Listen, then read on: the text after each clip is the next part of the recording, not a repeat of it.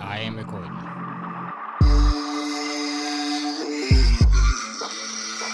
Oh, Alex said stop. I'm sorry.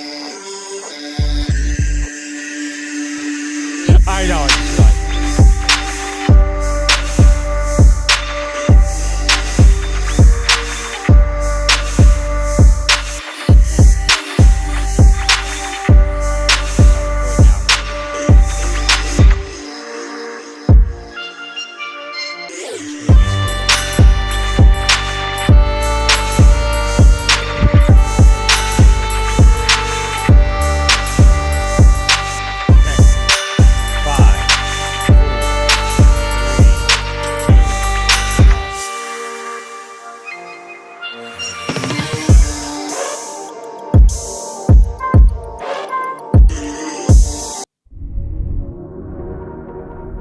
You are listening to Trophy Horse with your hosts, Tricky Mick, Alex, I Yield to No One, Sid, and Ender Phoenix.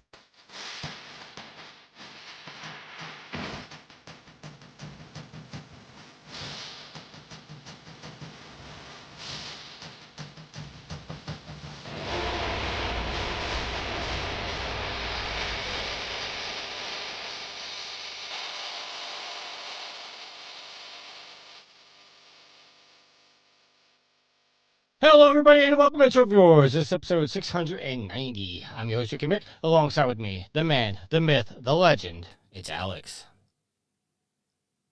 So now is the perfect time, the absolute perfect time to sit on the couch, pull a blanket over you, and just take a nap. But here on Trophy Horse, it's 7 o'clock on a Sunday. That's not what we do. We sit down and we yell into our microphones. Well, you yell. I talk. I don't yell. You yell. He brings you awesome. I don't yell. It's I Yield to No One. Trophy Horse, take two. Nobody knew that until you just spoiled it. That's how I roll, man. How you gentlemen doing? Apparently, all three of us got a platinum this week. Well, thank you for noticing, Tricky. Well, I did notice. Actually, Garrett noticed. Oh, that's right. Gareth is more considerate than you are, so of course he would notice. Well, he was sending the update, and he put it in the notes. Gentlemen, The real question is, are we ever going to all get a platinum trophy on the same week Matt gets a platinum trophy? Matt's never getting a platinum. Well, I'm trying to convince him. One yet. I'm trying to convince him to either go for the Astrobot one, or go for one of the Ghost ones, or hell, get one of the Spider-Man ones. But yeah, I think he's gonna be a little hard-headed. I mean, he did stay on 1337 trophies for a long time, and Ghost got him to break that. So I feel like we can break him, but it's got to be the right game to break him. Or he just has to fall in love with the right game.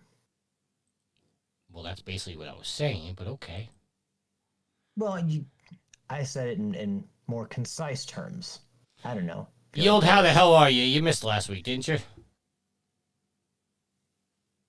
think we all missed last week, didn't we? Or was it just me? I think it was just you. We put out a show last week. Okay. Didn't we put out a show last week, Alex? Yes, because we had Daryl on. Yeah, because remember we talked about the Xbox stuff, the raising of the price of Game Pass. Surprise guest. How would I not have known? Well, when you said you couldn't make it, we wound up recording Saturday because it was actually more convenient for everybody except for you, Yield. But you were out for the entire weekend anyway. So, and then we had to bring Daryl on because if we're talking about being proven right in the Xbox wars, you know, I gotta bring my cohort with me. But the man's had my back for years when it comes to the Xbox stuff. So, Gotcha. It's been a while since I've hosted. Let's do our updated trophy counts. I am level 971, total trophies of 34,916, with a nicely new minted plat count of 1,000. Alex, what about you, sir? I am level 524, total trophy count of 10,813, with a platinum count of 197 in 196 games. Yield. Level 535 with the trophy count of 11,438 and a platinum count of 220. Matt is level 222, total trophies of 1,348, almost slipped there, with 0 plats. And Sid is level 899, total trophies of 27,654, with 862 platinums. All right, let's get into the rarity. Yield, you got a rarity update this week? I do, but my phone died and it's downstairs, so I don't have it. Your phone died and it's downstairs. Yes. The rarity came through while I was watching football. And then my phone died, so it's downstairs on the charger. Speaking of football, how about them Giants? So no, I don't have it with me. You mean the 2-4 Giants that benched their quarterback, their veteran quarterback? They signed a contract this year to play Jackson Dart, who's a rookie. I'm just going to point out the fact that, there may have been civil war in one of our text chats, but again, I was right. Daniel Jones is not a shitty quarterback. He just was on a shitty team. Just putting it out there. Rarity update. Having taken the lead last week, Pee-wee extended her advantage at the top thanks to the second highest score of the week with 149 points, moving her to 1,321. MZ still sits in second place and trails by 68 points at 1,253. A new entrant into the top 3 achieving the highest score of the week with 222 is Redbeard Rick, helped by being the only second achiever on PSN profiles to get the plat on the PS5 version of Wobbly Life. I don't even know what the hell Wobbly Life is. We'll have to look that up. This means Yield drops to 4th and Psychiatrist drops to 5th. Yield actually scored 72 points and earned a very nice plat, which I failed to send over to Sid for the plat shoutout. So here is me giving Yield a shoutout on his 2.81% plat in Crime City, Crime Boss Rock K City. Elsewhere, Diego moves up to 6th from 7th at the expense of Doc Chicken. Diego hits triple figures this week with a 106. Crook 09 was the only mover in the division rising. Only other mover in the division rising from 11th to 9th thanks to 106 points. The bottom 3 all remain in the Kenny Goggins, Mr. and TMT 84 at 400, Waterfields at 385, and Tricky at 218. Following his 21-point scored this week, I must shout out Tricky for finally earning his 1,000th plat. Well done to him. His first since the Stanley Parable back in February. That's not true. I've gotten spammed after the Stanley Parable. Obviously, he's not counting the spam. Well, he says my first plat since. That's not true. But whatever. Well, maybe that's the one he's just counting, but whatever. In Division 2, the top 3 all remain the same. Roll LZ, comfortable with 6 on top of 695 points, thanks to the highest points tally in Division 2 at 150. Ifrit Hellfire 90 stays in second place, thanks to the score of 483, taking them to 534 points. Nightmare 317 sits in third place despite not picking up a controller since August on 409 points. Dupes dropped back down to 4th to 7th following the maturing of his Final Fantasy Tactics trophies and now sits at 270 points. This moves up the table for Big Don, the Grinder Gaber, and Murray 2011. The only other mover in the division ran off the hat trick of plats for the trophy horse is Alex, who climbed one place from 10th to 9th with his plat in TMT and Splintered Fate. Congrats to all the T-hosts on their plats. Well, nearly all the hosts. No further movement down the table. That one Seagull still propping everyone up on 45 points at the bottom. The rarest trophies of the week in reverse order. EDJ with the pack leader in Battlefield 6 at 4.57%. Roll Z with the 4th with the Mason Posture Manuel Samuel at 4.44%. Yield and MZ shared 3rd spot for the plat titled Crime Boss in Crime Boss Rock K City at 2.81%. Gaz Davis earned his second spot for accolade collector in EA Football Club 24 at 1.47%. This was the platinum. And in first place was Red Beard Rick with his 1.01, making it a UK first and second with the Wobble Master in Wobbly Life on PS5. At this point, we're going to throw it across the pond to Sid for this week's Sophie's Trophies. Hello everybody, hope you're all okay. Sid again with your platinum shoutouts for this week. Well, for the past 2 weeks, to be honest. There is quite a few here, guys, so we'll get straight into it. We have Pee-wee, ITFC with Vampire Odyssey on the PS5, Cool Borders on the PS5, and Former 8 on the PS4. We have Rolfs, I think that's how you say it, Rolfs, with Flame Over on the PS4, Minecraft Dungeons on the PS4, and Manuel Samuel on the PS4.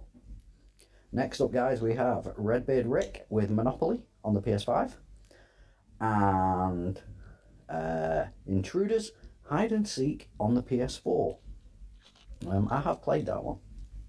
Then we have MZ Nitro with Crime Boss City on the PS5, and 20th Century Beauties, again, on the PS5. Then we have, this one's a lot, guys, Misa Goats a lot. He or she has been busy with Ghost of Yotai on the PS5, Burly Men at Sea on the PS4, Bunny Raiders on the PS4, SpongeBob SquarePants, The Cosmic Shake on the PS4. Sorry, I can't read my own writing there. And Tainted Grail, The Fall of Avalon on the PS5. And next we have the boss, Tricky Mick, with Hellblade Senua Sacrifice on the PS5.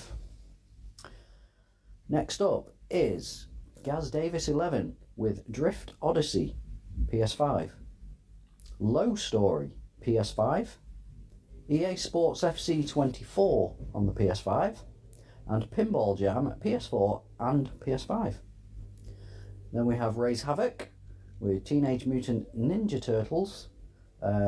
Something, I can't read my own writing, guys. Anyway, he's platinumed the Turtles game, the latest one, I think, which is on the PS5. Then we have Ifrit Hellfire 90 with Hubris on the PS5. And The Brain 76 with Mystery Box Evolution. Yeah, so quite a lot in there, guys. There's a lot of platinum's been earned this past 2 weeks. Sorry, Alex, that I wrote your thing out and I can't read it. But favourite platinums this week, guys. It has to be... There's two. One is Tricky for Hellblade, just because it was his 1000th platinum. So well done to Tricky for that one, guys. And Misa Goats a lot for Ghost of Yotai. I am nearly 10 hours into that game, and I have not done any of the story at all. I'm just running around at the moment finding the dueling trees and doing various things I see along the way. So yeah, it's going to take me a long time to do that game. Great game, guys. You really need to play it. But yeah, that is going to be it for this week, guys. Well done to everybody who has all those platinums, and I hope you're all okay, and I will talk to you next week. Keep getting those trophies, guys. Bye. All right, so I just looked up the Wobbly Life, and I got to give a special shout out to Rick, because not only is he the only one in the world with the PlayStation 5 Platinum, but you know who else has the Platinum? Who? His son. They popped More it. if it was a co-op game. They popped it together. Oh, God bless. Congrats, Rick. You got to use the tools that are available to you, right? Right. All right. Let's get into what we're playing. We'll start with you, Yield. Not much. Played a little bit of Helldivers 2. Just finished out the war bonds that I had available. Now I just got to save up some super credits to get the Halo one. Played a little bit of Farm Simulator 19. got back into that, working towards my 100 contracts done. Trophy. Most of my time was spent in Crime Boss Rockay City.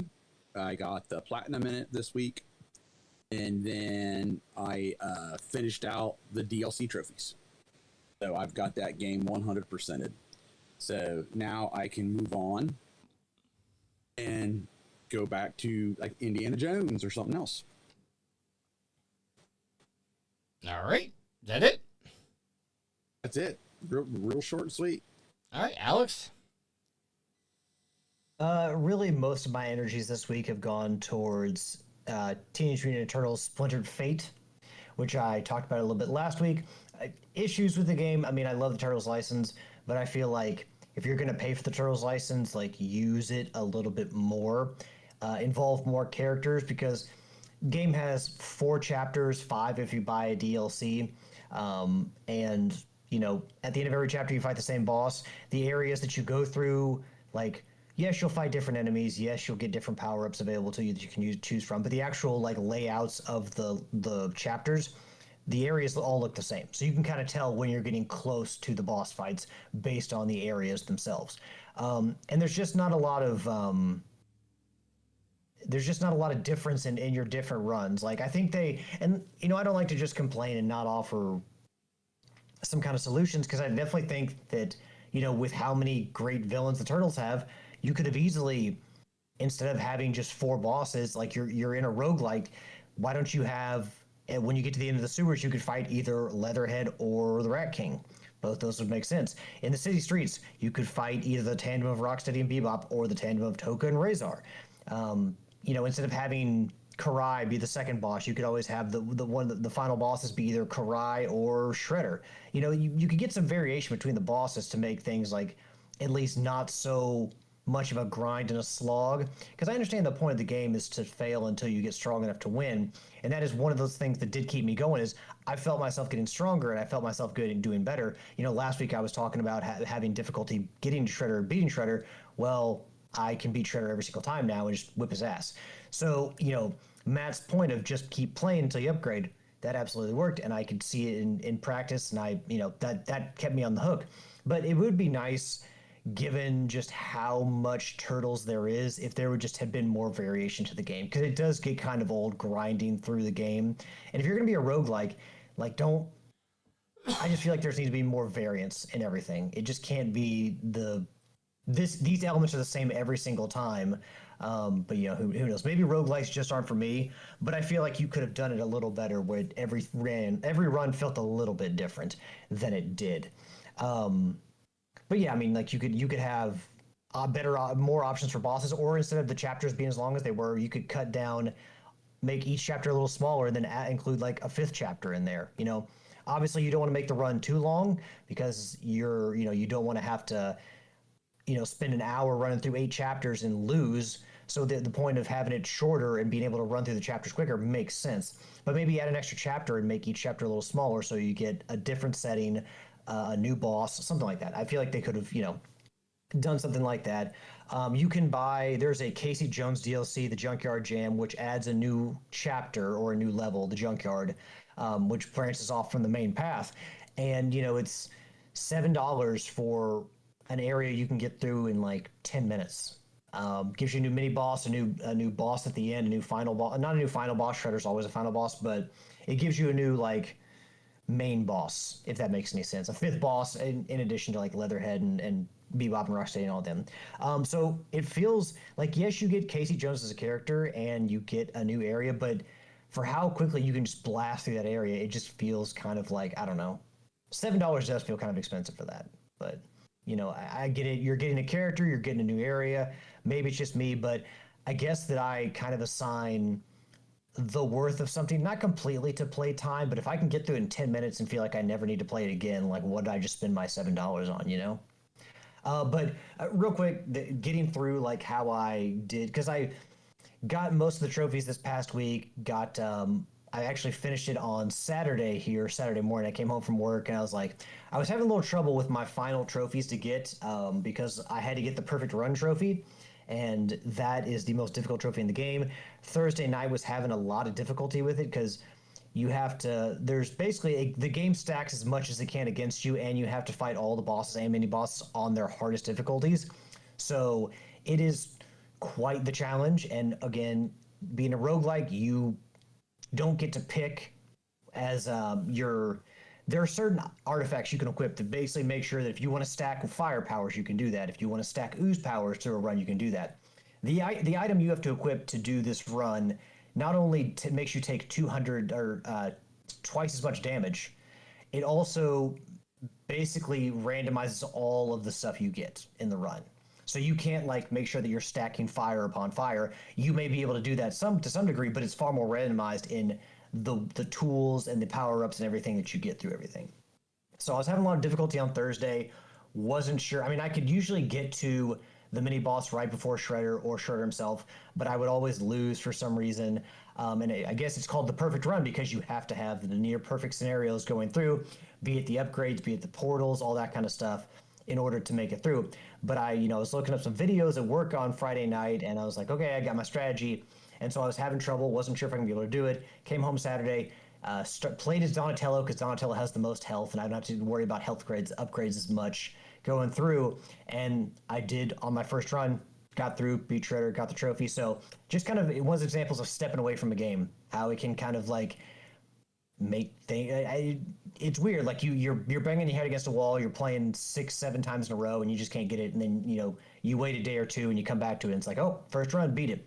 I'm sure we all have those examples, but for anyone who plays the game or is thinking about playing the game, the tip I have is a lot of what helped me through the most difficult run was stacking ooze, and particularly stacking ooze to the dash, because I thought that having the shops be more expensive and being able to only carry a certain amount of money was really going to neuter my run, because then I couldn't buy revives later on the game when it got to the time to fight Shredder. But really, what I needed was to keep as much dash as I could, because you can bulk up to like 4 dashes before you have to recharge. But just getting a dash, making sure I had all my dashes, and stacking ooze elemental onto that dash and just doing passive damage as I was trying to keep away from the main enemies, keeping safe. So just dashing through enemies and doing damage that way, and then the ooze would keep doing damage even after I'd run through them. Like, that was the way essentially that I got through my run, even on Shredder. I was just dashing into enemies to get away from them, but also dashing through them to do the ooze damage. And since I had stacked so much, it was just constantly doing damage on them, and eventually it just ran through them pretty well. So that's how I got through it. Again, I don't want to say that I didn't like the game. It may be that roguelites aren't for me, but I feel like not every roguelite is quite as samey as this game. I just feel like, for me personally, it was too much of a grind, and I saw too much of the same things every run for it to feel different enough, if that makes any sense to anyone. So, but yeah, I mean, I was glad to get the Platinum Trophy. At one point, I kind of was down on myself, and it's like, man, I don't know if I'm going to do this. This is kind of difficult, because I was just getting frustrated, because a lot of the difficulty on that perfect run is due to RNG, because it depends on the enemies you get. It depends on the buffs against you. It depends on the upgrades that you have a chance to even, select. So, yeah, a lot of it is RNG, and I hate when difficulty comes down to RNG. It's just, it's not nearly as fun. It just feels kind of stupid. I'm not saying, I'm not saying people shouldn't play roguelites. I'm not saying people shouldn't play this game. But for me, that was one of the big frustrating things in the end is I had to grind through the same stuff over and over again. And in the end, the most difficult parts were because of RNG. And that's just not really a key feature of games that I enjoy. So, yeah, I mean, that's my tips for how to get through the Platinum Trophy, and overall just my thoughts on the game.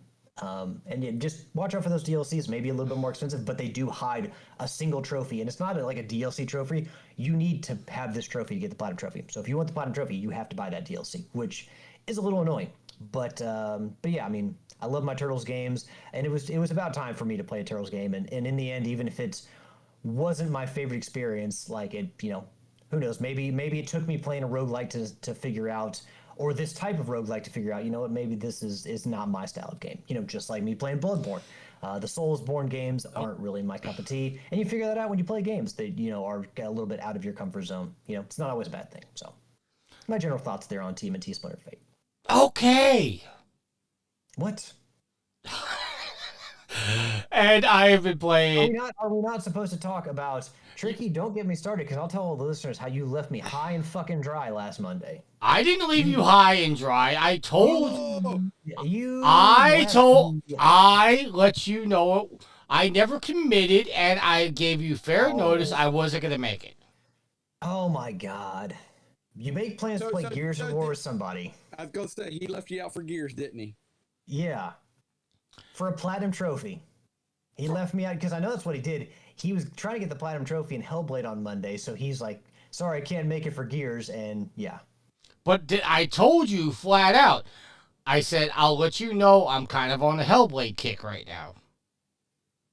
we were trying to play, man, and it worked out just fine that we were gonna be able to play that Monday. And you're like, "Well, no, sorry. Hellblade will be there, regardless." No, The ability for I us to get together and play co-op isn't always there. I had to get my 1000th plat. I was tired of people going, "When are you gonna get your 1000th plat? When are you gonna get your 1000th plat?" Well, now I have it. I hope you feel good about yourself. You are the same person that complained when we couldn't meet up with you for Helldivers, when you sprung it on us at a moment's notice. But No, you're I like, hey, when I say hey, we can play on Monday, and then you back out on me. no, I would send a message, "Hey, anybody want to go hell diving?" And then somebody would respond, and I would never give you guys shit like say, Oh, did- you sure did. what the hell, I may or Alex? may not Why remember can't this. you hell We dive with need me? Matt on here. We need Matt on here because he absolutely remember this. But All it's all right. What I've been playing, I got the platinum in Hellblade. Finally got through start that. calling you Flaky Mick, not Tricky Mick. Flaky Mick. Finally, Ooh, Fi- I like that. Flaky Mick. finally got through Hellblade. Got that platinum. That was my 1000th plat. Finally. Uh, You know what? I have to say, I was proud of you when you posted that. why is that? Because you went back and got it. You were talking about how that was going to be annoying to have to go back and follow a guide to find a handful of portals that you missed, or not portals, but you know what I'm talking about. Right. And so I was proud. You went back and got that one. That one was a worthy 1,000 platinum. And I think I'm actually gonna go back and get the PlayStation 4 version as well. But I'm gonna. Oh, you still don't have that? No, I get the PlayStation 5 version. Well, no, I know that, but I had figured you'd got the PlayStation 4 version too. No. So you played it. You played the whole thing over again. Yeah, from start to finish, started the whole thing over again. Did you use a guide from the beginning and did it in one run? Yes. Okay. There was no way. Which I mean, I understand if there's missable trophies, that's fine. Like using the guide, like, and you've already played the game mostly through, so I mean, No, like I get it using the guide. It's not like it's going to hamper your first experience, but No, they do have I did. chapter select on the PS5 version. Well, they have chapter select on the 4 version now too. Well, yeah, but why would do you need they? a guide if you Yes. if you miss something? Just go back to the specific chapter and play it from there. When I got the platinum, there wasn't chapter select, so you had to replay the entire. No, game. I had to go through the game twice too originally. Yeah, I and think I missed 5 my first go through, which I thought was pretty good at 5 out of what was it, like 80? and apparently, when you replay it, like the one you missed is not the same one on the same time. So I think there's like 43 of them.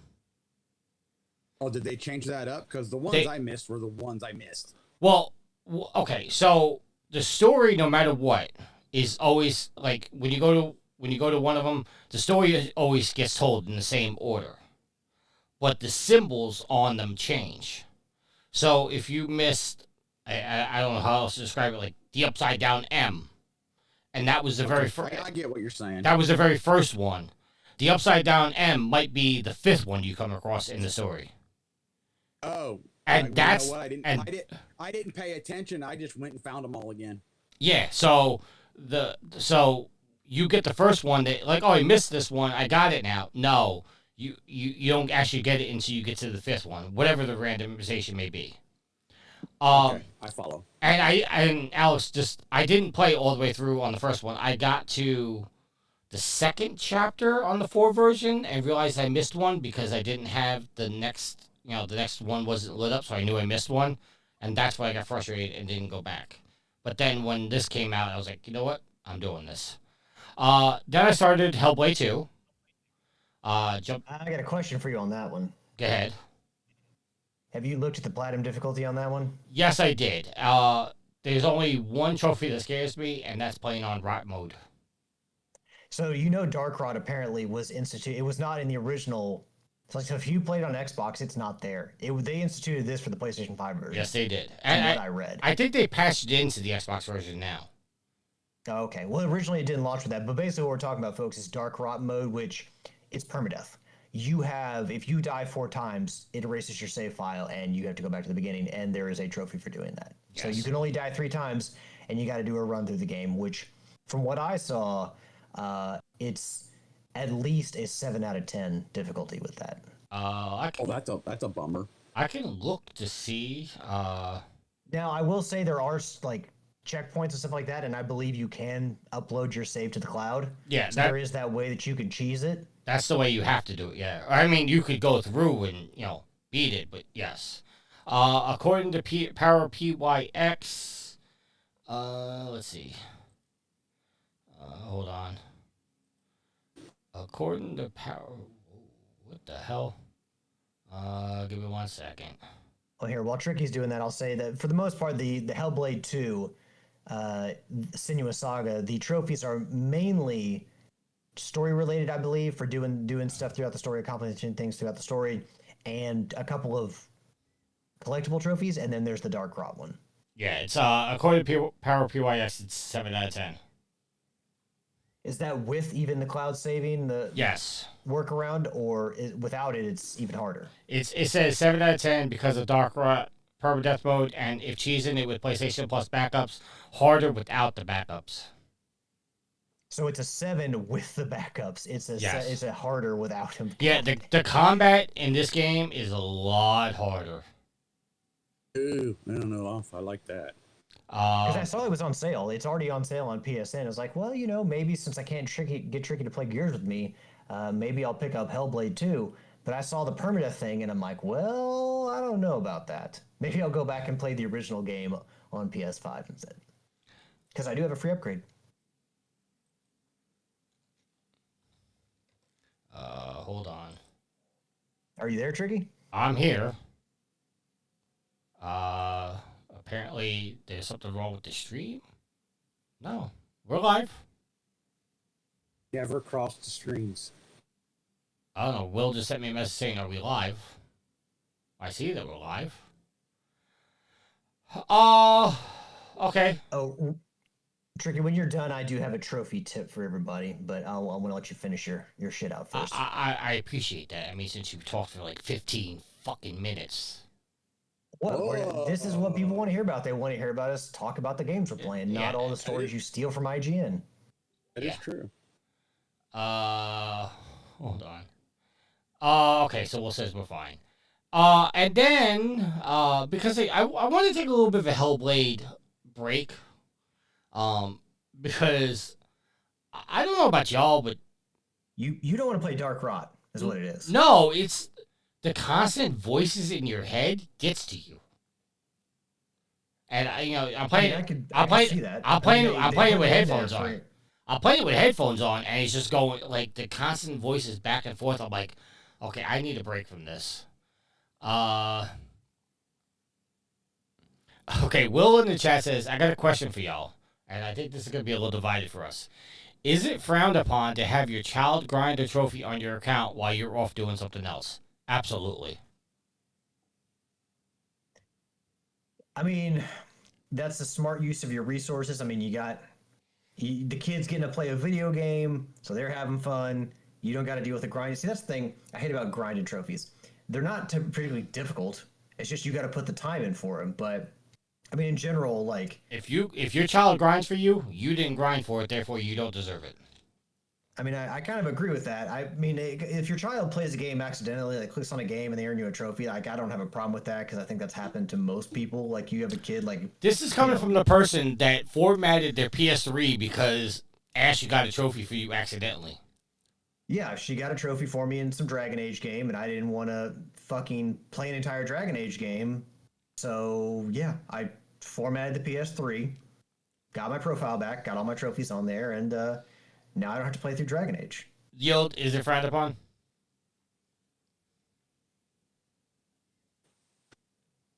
I could kind of make an argument both ways. I think Yeah, probably more than likely because, like you said, you didn't really grind it and earn it. So, sharing the grind, while I can see that it would help make it not so monotonous, you still didn't do it yourself. So, Okay. I'm not gonna say I'm throwing you off the island, but I'm giving you a stern look. I'll say this: if there is a grinding trophy, say like the kills in Gears of War, and you're doing It's a bullshit trophy. It's a bullshit trophy, by the way. if you're doing it together, that's not the same thing what you're asking. But if your child is grinding the kills for you while you're playing another game or you're watching Netflix or whatever, absolutely that's frowned upon. But if you have a controller in your hand and you're doing the grind with them, I don't see a problem with somebody helping you grind, but doing the grind for you, that's frowned upon. All right. And the last game, because I wanted to take the break off of Hellblade, I went back to Spider-Man Remastered for the PS5 because I realized I didn't have a lot of the DLC trophies. So I started grinding out the DLC trophies. I'm done with the first 2 DLCs. I'm on the last one now. And apparently I never beat it on the PS5. So I got some trophies. Unfortunately, they are all common, so I'm not going to earn any points for them. There is Well, one. you will. I mean, you'll get bonus points for you, right? You can get up to 10 bonus points a week. Yeah, but I'll get the bonus points from popping 2 more spam plats. Well, why not just play Spider-Man Remastered and get the trophies from there instead of playing your spam shit? Because if I'm going to get the 10 trophies in the spam, I mean, it doesn't matter. I mean, whether Garrett counts these commons or the spam ones, it doesn't matter. I'm going to get more commons than I need for the week. But anyway, there is one trophy associated with this that you never played any of the Spider-Man games, right? I have not. They are in the backlog. Okay. Alex, and you've only played Miles Morales. Correct. Correct. Okay. So there's one trophy in here that I don't know that I'll be able to get. It's called the Untouchable Spider-Man. You have to complete an enemy base without taking damage. Dumb it down on easy and go through it. Can't you choose stealth? No, because Alex, I think this was in Miles Morales. I could be wrong. It's been a while since I played it. But it's one of those ones where you go in the ceiling and there's 6 waves of enemies that come out. So Okay. I started taking the first wave out with stealth, and the second wave comes out, they know where you are and they start coming after you. So you can't like shoot webs at people, and I don't know. I figured there's got to be. I've never heard it's particularly difficult to platinum trophy this game, so Well, no, I wouldn't think that there's. this is a remastered trophy. This came with the remastered version of it. Oh, so it's new. Yeah, it's A newer trophy. Yeah, I have the platinum. I've platinumed this game back in 2020. Yeah. So is there a guide on it then? I haven't looked it up yet because to be honest, I'm not really worried about it. Okay. Because I can get all the ones in the DLC. I mean, assuming because the screwball challenges are a little difficult, but I've taken a couple guides and watched them. And then there's one more for a DLC trophy that was not associated with a release DLC. It was just a DLC thing they came out with for New Game Plus. You have to complete a playthrough on Ultimate difficulty. Don't have to do New Game Plus, just have to beat it on Ultimate difficulty. And that one is an uncommon at 46%. So that doesn't seem too tough. But the Untouchable Spider-Man, it's also a 43.53 uncommon, but those are the only 2 trophies I can get in Spider-Man that I actually earn points for outside of, trying to get bonus points. Yeah, Sony's really figured out the formula, and that is we're going to make good games that you want to play, but we're also not going to have trophy lists that chase you away because generally the trophy lists for the Sony games are pretty easy. Yeah. Like, doesn't matter what game it is. Like, Returnal is a little bit more difficult, but they also made Returnal easier than after they launched it. But for the most part, anything, even like Ghost of Tsushima and stuff like that. I mean, hell, Pee-wee already has the platinum trophy in Ghost of Yotei.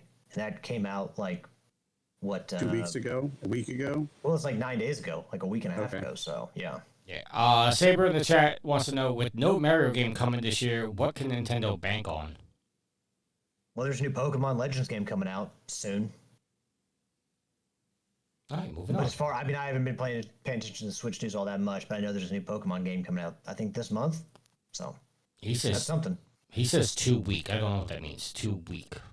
Week spelled WEEK.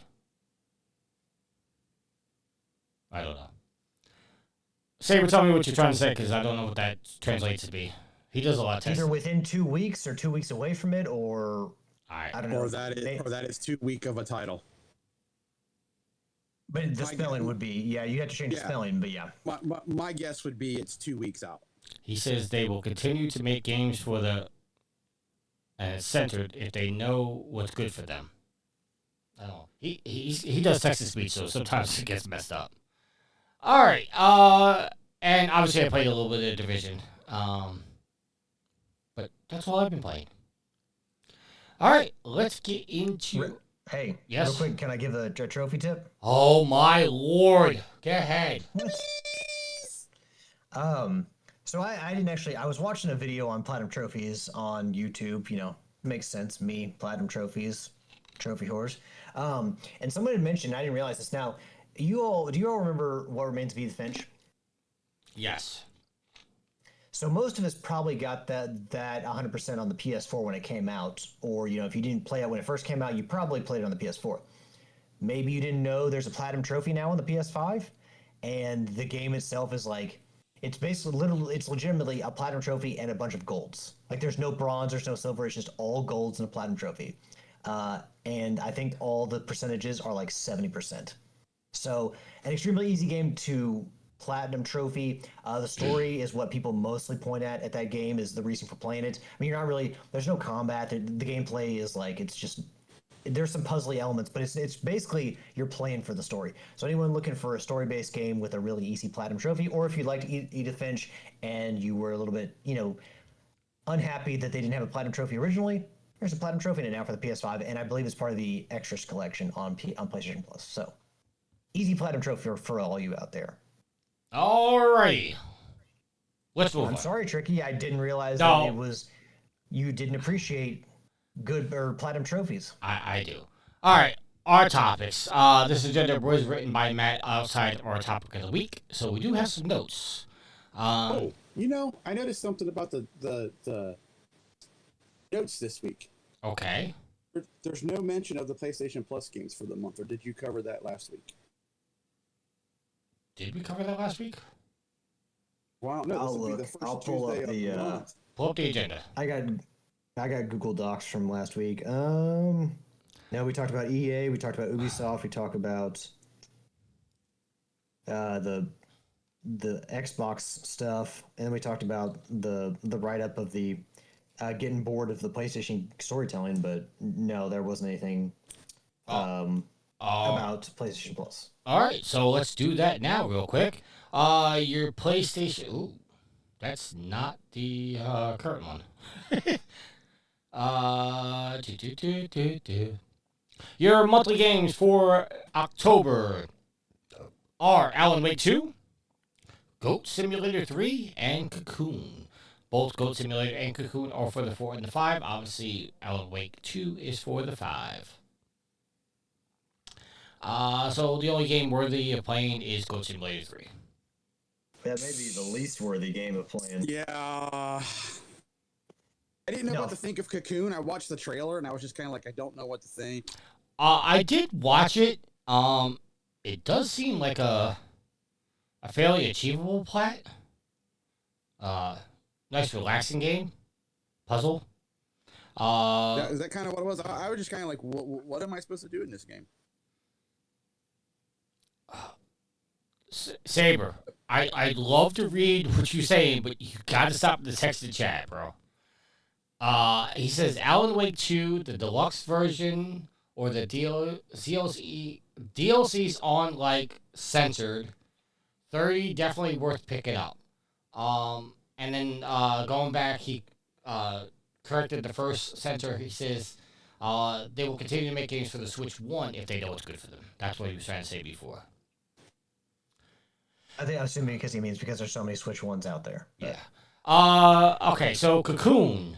From Jeppe Carlson, the lead gameplay designer of Limbo and Inside, Cocoon is a unique take on the puzzle adventure genre where each world exists within an orb that you carry on your back. Wrap your head around the core mechanic of leaping between worlds and combine, manipulate, and rearrange them to solve intricate puzzles. Interact with alien environments and biomechanical devices left behind by an ancient civilization. Journey through unique and diverse biomes from industrial structures to massive organic caverns and discover how they're connected to one another. Each orb has the ability that can be unlocked, thereby turning the orb into a unique tool for you to utilize within other worlds. Use these abilities to uncover hidden pathways and objects, fire projectiles to trigger switches, and more.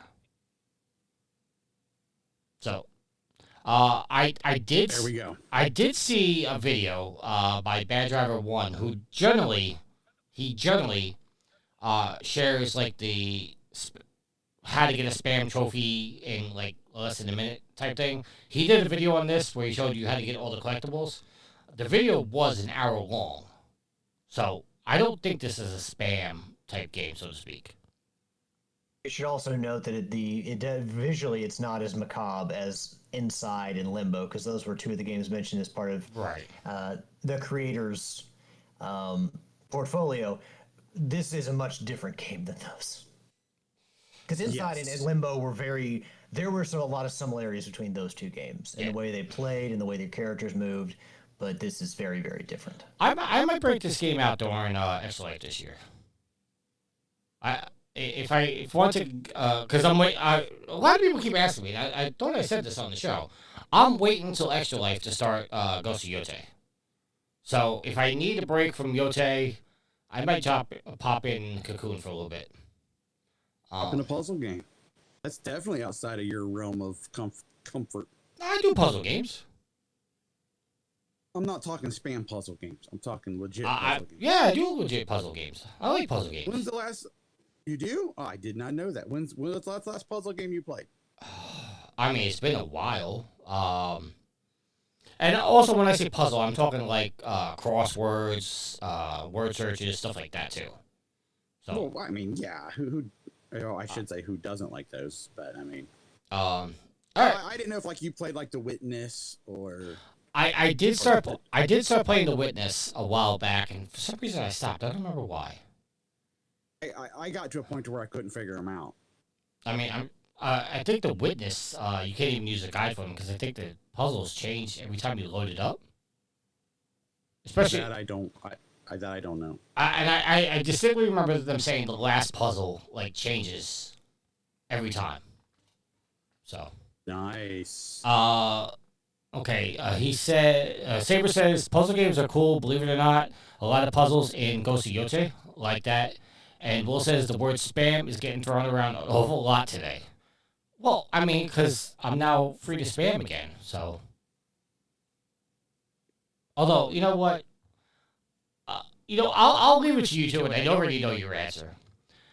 Because I hide 2 platinums on my PSN profile,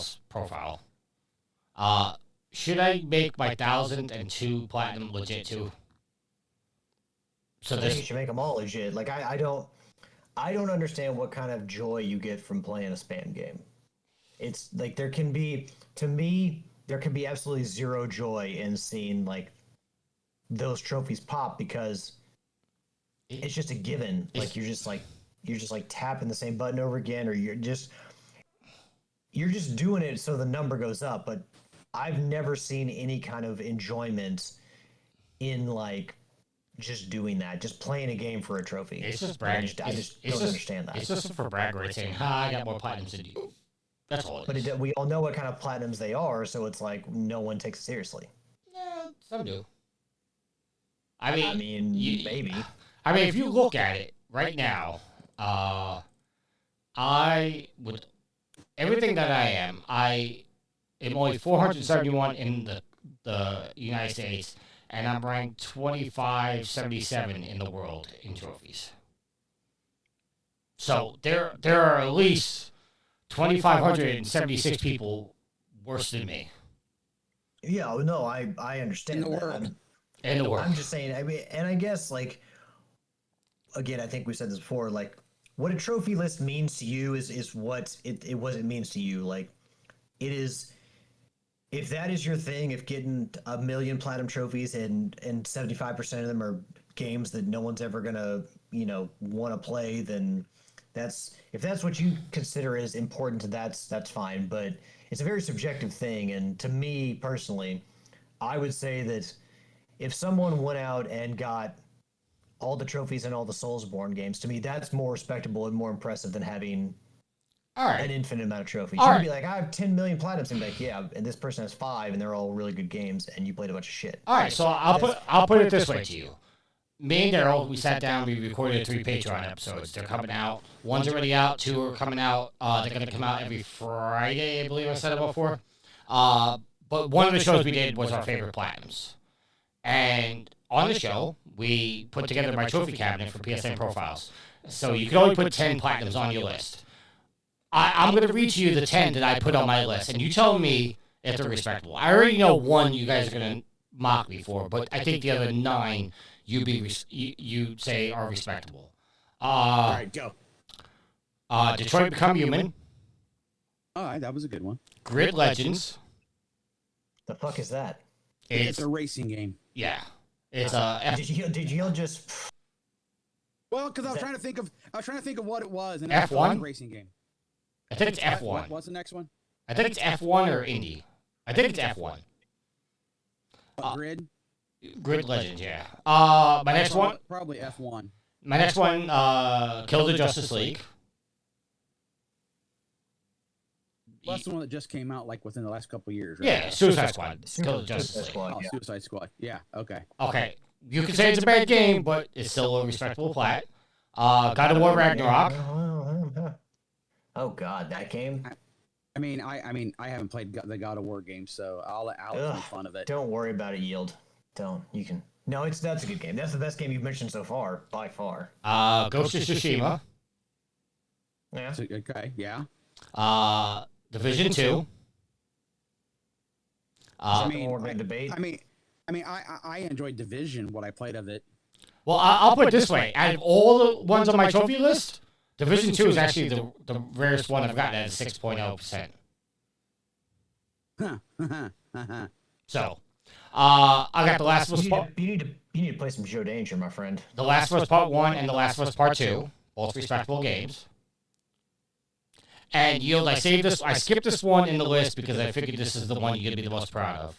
Alex, right. I don't know if you have this one. Okay.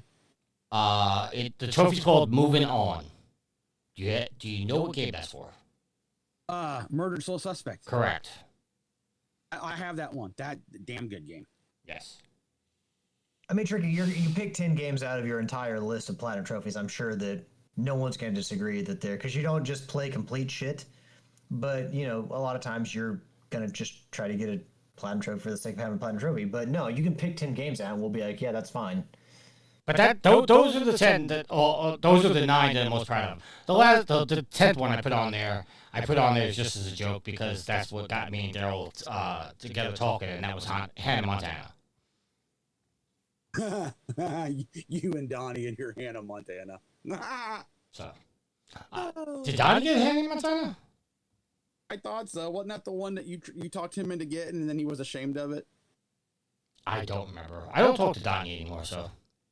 I don't either. But I remember when we were all recording, and there was a trophy that a platinum that he was ashamed to get because you talked him into getting it. I thought that was Megamind. Maybe it was. I don't remember. I just know there was one. All right, let's get back on to the topics here. Let's start our news. Coming from cybernews.com, written by Nestorus Napros. Steam Riot are hit by disruptions, massive DDoS attacks suspected. This past Tuesday, gamers on both Steam and Riot Games services complained that they were unable to access online functionality. Turns out, services like Epic Games as well as Amazon Web Services were impacted. Unofficially, it was suspected a massive distributed denial of service attack was taking place. This again highlights the importance around the discussion of always online requirements. Gamers recently found with the launch of Battlefield 6 that a single-player campaign required an always online connections. So, I can't go into... Well, I can go into what a DDoS attack is, but that's more on the PC side of gaming, and I don't want to do that. But I think the bigger conversation here, gentlemen, is how do we feel about the always online requirements? Do you feel like it's necessary to stop hackers and stuff like that and pirates, or is it more of a nuisance than it is a helpful tool? Yield, I'll go to you first. Well, it's unnecessary for single player games. I mean, obviously for multiplayer you have to be online, but for a single player game you don't need to be online. It's pointless. Well, it's not pointless because they can, if they're always required you to be online, they can stop piracy because they can see if a pirate game is being played. So, I get your point. Don't get me wrong. I'm with you on that you shouldn't have to be online to play a single player game. I'm trying to understand the piracy part. Well, there are some games out there that can detect piracy, and when they do, if they detect the piracy, the developers have stuck funny things in the game to combat you. One of the things is one of the games, I forget what game it was, but if you were playing a pirated game, they constantly sent a humongous monster after you that was unkillable, that would just come kill you every time. And it was always roaming around the world, and it would always hunt you down, and there was no place you could hide, nothing you could do to get away from it. It was just constantly going to come kill you, so it made you want to stop playing the game because you couldn't play the game. I mean, if it's single player, well, who cares if it's pirated? The developers, they're losing money. I guess I kind of see a point, and I don't. It's a single player experience. You're not ruining anybody's experience. All right, Alex. Well, I guess you got to ask: is the amount of piracy that can happen potentially with the game worth the cost of pissing off your customers who play the game? I mean, the always online stuff, it's kind of a nuisance because I mean, there's games I've played where I would be in the middle of a run or something like that, or be playing and I had a blip in my internet, which happens from time to time. We don't really have a lot of internet connection issues, but sometimes it blips where we lose connection for a little bit and I lose progress. So, and one of the games like Helldivers is an example where if you lose connection, you get kicked out of whatever mission you're doing. The good thing is that the stuff you collect along the way, like super credits and stuff like that, the war bond medals you keep when you collect them, so you don't lose those. Now samples you would lose, you have to extract with those to get them, but just the always online thing, even though like I just usually have internet and just have it's I don't really have many issues. There are times when it'll drop and I'm like, the annoyance of losing a game is pretty shitty. But I mean, again, there is a very negative connotation attached to the always online thing because people don't always an example. What happens if you lose power, you lose internet connection, you don't have it for a while, you can't play the games you bought.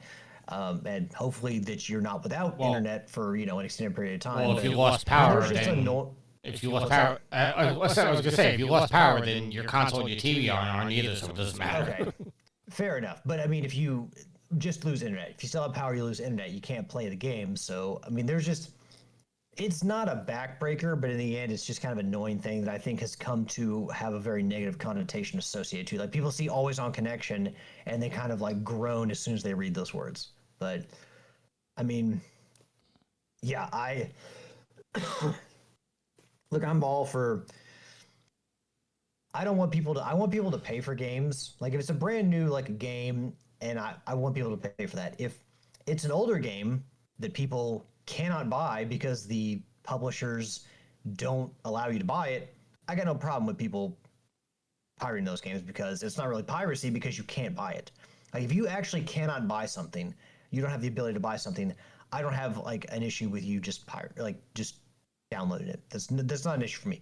But if you have the access to a game and you can buy it, I think you should buy it. Okay, so I was gonna say, well, not that we have this in our agenda, but like Rock Band 4 is gonna be delisted soon because they're losing all the licenses for all their songs. So, are you okay with people pirating Rock Band 4? Yeah, but like if you already have those songs downloaded to your, because the content would be downloaded to your hard drive, you would still have those even though they're delisting them, right? Yeah, but Yes. but you can go on to pirate sites and download the songs for free. They're delisting them because they don't have the rights to sell it anymore. Not because they want to stop selling it, because they don't have the they rights. probably have a contract with the music services. Right. It was a 10-year contract. And yeah, they're not going to renew it, is what it is. They don't. The sales aren't there, and the activity's not there for them to spend all the money on the music again to renew it, just so people can, whoever's still playing it. The few, like I don't want to say the few people, but the amount of people who are playing it just doesn't work out financially. All right. But so I mean, to your answer, I don't want to dance right. You did ask me a question. I want to. So to me, it's. See, here's the thing though. Like, there's a conundrum there because, like, what if you're like a big fan of a certain band? Like, say you're like 3 Days Grace has a new album out, so we use that as an example. What if you're a big 3 Days Grace fan and you bought the album, or you whether digitally or whatever, and then like they have a song in Rock Band that Rock Band's going to be delisted because they don't have the license anymore, but you already bought that song. I mean, I realize that one purchase doesn't allow you to use it in multiple formats, but I mean, well, to be clear, they're not shutting down the servers. You're still going to be able to play online with the game. You're just not going to be able to purchase it, and they haven't sold songs in probably 3 buy years. Music either. Well, they stopped making new music, I think 2 or 3 years ago. But all That sounds about right. All the game itself is going to be delisted, and as the rights for each song goes away, those songs will be delisted. So even though you have to buy the core game itself, there is going to be DLC still for purchase as long as the rights are still available. So I mean, in this instance, if you have a chance to buy Rock Band 4 now, and you can still buy some of the DLC songs, and you would still have access to play it because the server still be open. Like, I don't think being like, well, I could buy it today, but in 3 months I can't buy it because they're going to delist it. So I'm just waiting to steal it then. Like, if you have a chance to buy it now, you should buy it now. Like, I don't think you should just if there's a game that's like out of circulation, like say there's like an NES game or SNES game or something like that they are not putting up for purchase and you can't buy anywhere and it's been out of circulation for decades. Deadpool I don't care if you PlayStation 4.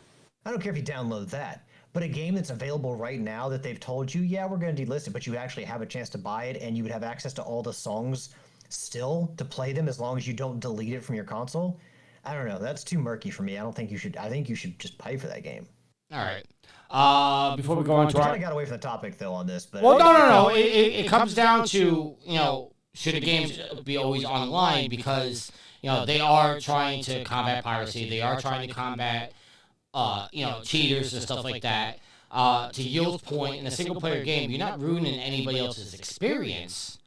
So in a single player game, I think it's more to stop piracy. But in a multiplayer game, even if it's couch co-op. I don't know. I see that if it's couch co-op, then I guess you could just punch the guy sitting next to you. Exactly.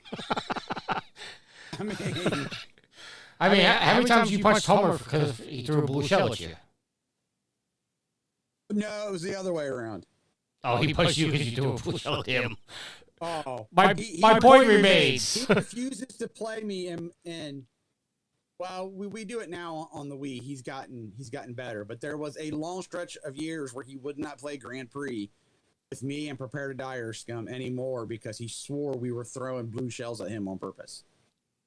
Well, yeah, to get you out of first place. Like, yeah, the blue shell only targets first place, right? Well, see, in his defense, he will tell the story. It never failed. Every time he got in first place, somebody would throw a blue shell. We would get a blue shell and hit him with it. But when he was in back there in our place, he would never get a blue shell. he wouldn't get a blue shell, and if he did, we would somehow get past. We would get past at the right moment, and it would miss us. so he would get mad to the point where he won't play. He wouldn't play us in Grand Prix anymore. All right, let's get back on topic. Anyway, back on topic. Yeah. So like I said, the always online, as far as my opinion goes, it's I get it for piracy. But is it one of those things that they say that it can to some degree help fight piracy, but is it more of an excuse? Like that's like it's not the real reason, they just use it as an excuse to be able to do it or to implement it or to soften the blow when they have to, push upon their customers? I would think, and I don't have any backing on this, but I would think that it probably costs the developers more money to make their game always online because they have to run a server for it. So, like, I don't know. Let's just use, for example, God of War Ragnarok, which has no multiplayer whatsoever. If that game was always online required, I think it would cost Santa Monica more money to always keep a server going than just to let it go. So there's got to be something associated with it where the developer feels like it's worth their cost to run a server to make a game always online. But to be fair, so many developers don't resort to that it makes you wonder and look kind of with a side-eye glance at the people that do, right? Well, because this isn't something that like the majority of developers implement. Well, take an example like Mortal Kombat 1. That's always, you're required to play that game online. And, for the most part, I mean, there is an online component to it. But for the most part, I think most people are playing it to run the towers and stuff like that.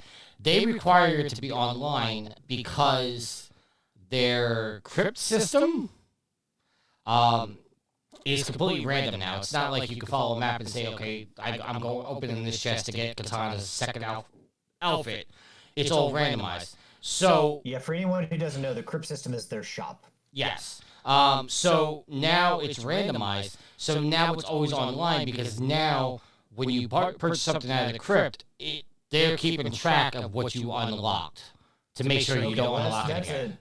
I mean, it's a good example, but also it's a terrible example because it's really stupid. Like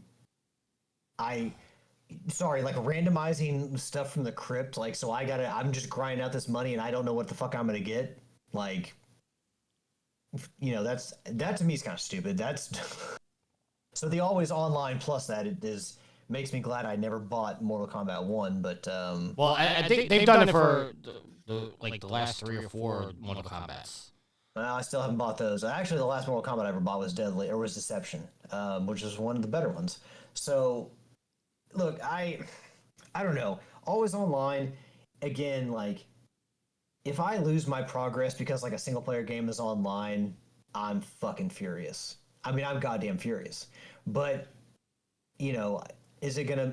I'm not gonna stop playing games over it, but I feel like it's one of those things where it's... Yes, you're like, okay, it's gonna help us combat piracy, but also in a way you're also... It's also an annoyance for your customers who pay for the game, which is you should be able to find a way to fight piracy without annoying the customers who legally purchase your game, because you're just potentially ruining their experience. All right, fair point. All right, let's move on just because we're getting a little long-winded. We have a lot more topics to get through. Coming from twistedvoxel.com, written by Salal Awan, Nintendo Switch 2 has broke the U.S. sales record with 2.5 million sold in 3 months.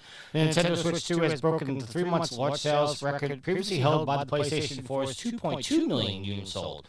According to Matt Piscatella, the Switch 2 has now sold 2.4 million units in the same launch window. It was also reported the Switch 2's sales performance was 77% higher than the same frame rate of the original Switch. Additional highlights of this report include the total console spent in August has increased by 32% year over year. Some of the top selling games in August include NBA 2K26, Madden 26, Mafia: The Old Country, and Metal Gear Solid Delta Snake Eater. All I will say are all games that were already released on other consoles, but we're not going to talk about that, Matt. What what do you guys think about the Switch 2 breaking PlayStation 4's record? I mean, it also helps that the price is going up, so people want to buy it before the price goes up. Switch 2's going up? I thought, didn't all the consoles go up? They haven't announced anything, but since it's an import from Japan, there's always a chance they could. I thought the Switch 2 also went up in price. So. the Switch 2 launched at $500, right? Or was it $450? $450 and then $500 for the bundle with Mario Kart. Okay. But also I think another key element of this, like I've said to you guys, I regularly go into a Target and see Switch 2s at not just the same Target, like different Targets, and I see Switch 2s on the shelf, and a good amount of them.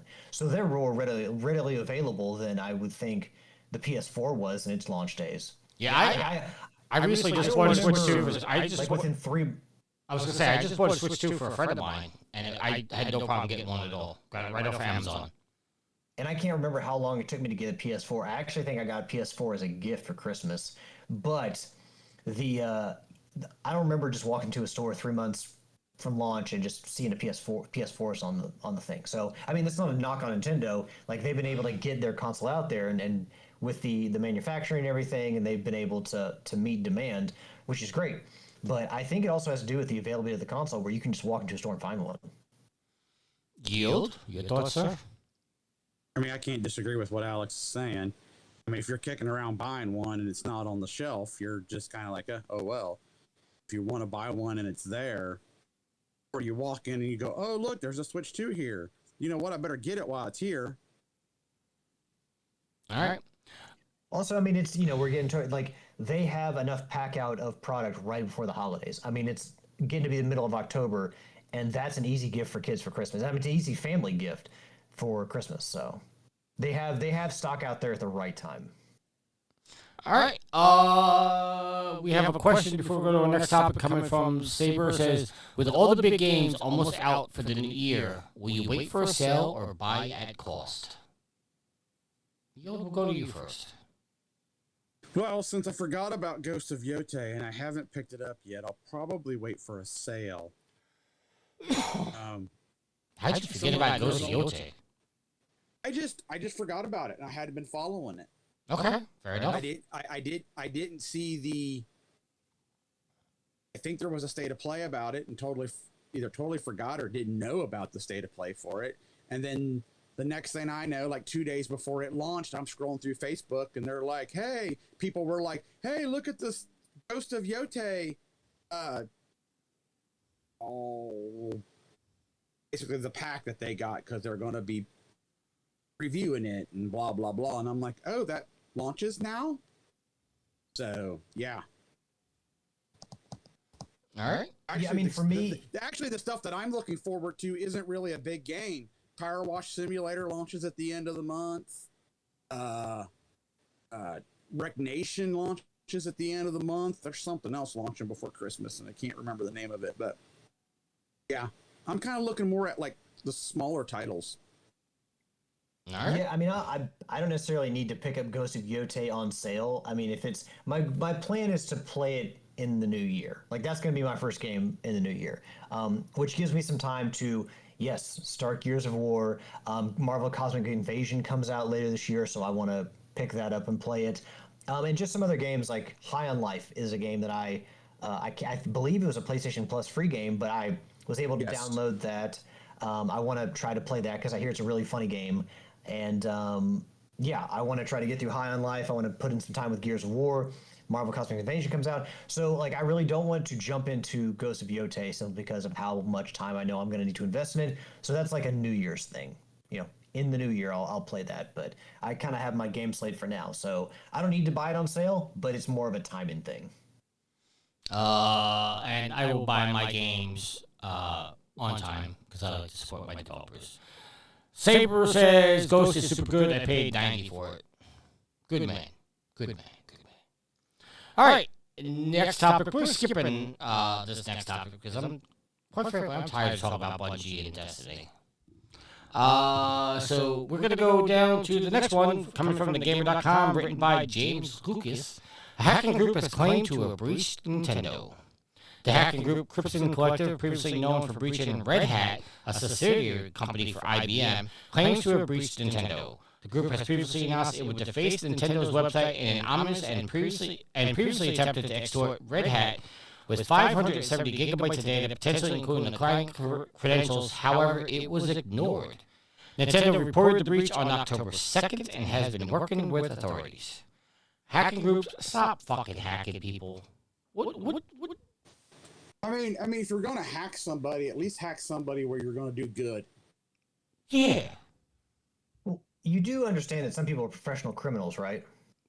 I know that, but I get that. I mean, people. This is how they earn money potentially. Yeah, I Go mean, hack the government. there's hacking that can be done for the greater good. Going after Nintendo is certainly not that, unless somehow this sways Nintendo. Unless they're actually evil. unless they're like they're trying to sway Nintendo to be like, hey Nintendo, we don't like your pricing structure, blah blah blah. But I mean, some people, I mean, to be fair, some people, I would imagine some people hack because it's fun for them. Like they get their jollies off for that. Now, if you go after like a bigger company and you're doing it like you're trying to hold them up for money, then you got criminality in there and you got to be careful about that because then you start bringing in like prison time. That ain't fucking fun. But yeah, I mean,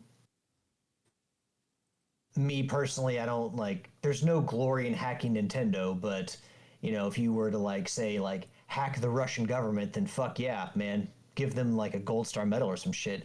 But I'm sure this will all get sorted out and Nintendo will be fine. This isn't going to hurt Nintendo, and I wouldn't imagine at all. All right, Alex, I have a sound on my soundboard, which I think you made, and I don't know what it is. We're going to press the button and see what it is, because it's called Nintendo's. Nintendo and I are a little bit of a tiff right now. Alex is not enjoying Nintendo's. No, I have not joined Nintendo's. Although that also could be like chicken tenders in the shape of like Nintendo characters. Sounds like a very McDonald's thing to team up with. Surprised they haven't already. Okay, Alex. You remember that conversation? I don't remember that at all. I don't think you were there, but yeah, Matt and I had that conversation. Well, one, Matt is obviously a Nintendo fan. I mean, I would say I'm a Nintendo fan as well, but I can't remember what led to that, because there was obviously, that was like a vertical slice from a previous show. And but yeah, I do remember that conversation and making that joke. Okay, so I thought it was pretty clever. Okay, and this one's not labeled. I gotta find out what's on my soundboard, so we just press the button. You gotta. This is real dangerous, Turkey, here live. Yes, I know. Yeah, we could get suspended. Well, get the dump button ready. Oh, he got you, chicken fucker. What was that? He got you, chicken fucker. Okay, so I know what those buttons are. All right. Yeah. I love that I just randomly upload. Well, not randomly. It's for a purpose, but I put stuff in Dropbox and you put it on your soundboard. Like, what are you doing? This one doesn't even have a name on it. It was lit up. No one let me know there was audio there. I didn't know what the hell. I guess we could say chickenfucker.mp3, but. So, like, well, here's the thing, Tricky. Like, what are your opinions on this? Like, you asked me about this. You bring up this topic. Like, we skipped the Bungie topic for this. So, like, what is your thoughts on this? Listen. What was that hacker group that was doing good? What, Anonymous? Anonymous. They were doing good. We haven't heard from them in a while. Well, because I think they're strategic in what they do. If they constantly did it, you make a big splash. Whereas if you remain anonymous, you bring to light when it's really bad. Yeah, I've never heard of Crimson Collective. Not that like I'm in the hacker world anymore. You're not not that you want to be known publicly for. Oh, I listen. In my old days, in my less than scrupulous days. Oh, you almost died from eating spicy chicken nugget. You ain't no hacker. Tricky. Back in my day. Well, statute of limitations is up. Yeah, in my younger days, I was I hacked quite a few things, and until the FBI knocked on my door and told me, "We know it's you. We just can't prove it's you. Stop it." I said, "Okay, I'm done." But I haven't been in that world in a long time. Anyway, there are good hackers out there that are doing good. But the ones that use the company's data, like client data or customer data, to try to extort money out of, they're horrible people. which I mean, it looks like the group had previously, I mean, you even said, had tried to extort Red Hat with over 570 gigabytes of data that potentially included client credentials. So, like, using, like, that is the danger for not just the company, but for the clients. Like, you give your details and your credit card to, like Sony, Nintendo, and these companies to make digital purchase easier, and you don't know who can get access to those. If the company, if this group hacks it, you don't know what kind of data they have on you. How safe the encryption is, or how strong the encryption is for Nintendo or Sony or these other companies, and we know how many times Sony's been hacked over the years. So, but I mean, that's the danger there, because one, it's bad for the customers if these random groups just have your data and you don't know what they have. But also for Nintendo and these other companies, again, Nintendo is a company that I think people generally have a fondness for, so I don't think that this is going to destroy their reputation. But if your company is hacked and people's information gets out because of it, that can erode confidence in the company. Definitely can happen. Although a lot of times what it can happen, what a lot of the companies will do is they'll be hacked. Sensitive data can leak out, and they will say, hey, we'll give you a year of like this kind of like protection for your identity. We'll give you identity theft protection or something through some company. So that can help allay customers' concerns. But I mean, it definitely is not the best thing in the world for customers too, because it's not just the company. They typically use client data to try to get money from the company. All right. At this time, we're gonna throw it to Facebook for this week's social media question. Time to check my social media, yeah. I mean, it's not like we haven't done multiple questions already. But Will wants to know from Facebook, what can Microsoft do to save the Xbox as a console? And we should say that Will's been sending us, and these are just from Twitter or X or whatever, where like there's people posting online, and there start to be rumblings that like Target is removing Xbox stuff from their stores. Yes, also Costco and somebody else. Target and We know, Walmart. we know. Well, Sam's they like put them on clearance price. They put Xbox consoles on clearance price. But Will was sharing with us earlier that there are starting to be rumblings online that Target is actually removing stuff from their shelves as well. Which, I mean, honestly, Target's been cutting down on what they carry for consoles anyway. So, yeah. So, I mean, well, I'm going to let Yield go first because we were kind of like big on this conversation last week and Yield wasn't here. But Yield, I'm sure you've seen a lot of the Xbox news lately. I mean, especially since you posted a video that I was going to post in the Facebook group, by the way. And Beat you to it, huh? It was funny though, wasn't it? I saw it, but I saw it on TikTok, and I was like, Yield's never going to watch this. And then you posted it here, and I was like, okay, at least Yield's seen it now. So I didn't post it because it was a TikTok video. But I thought it was funny. What can Xbox do to save their console?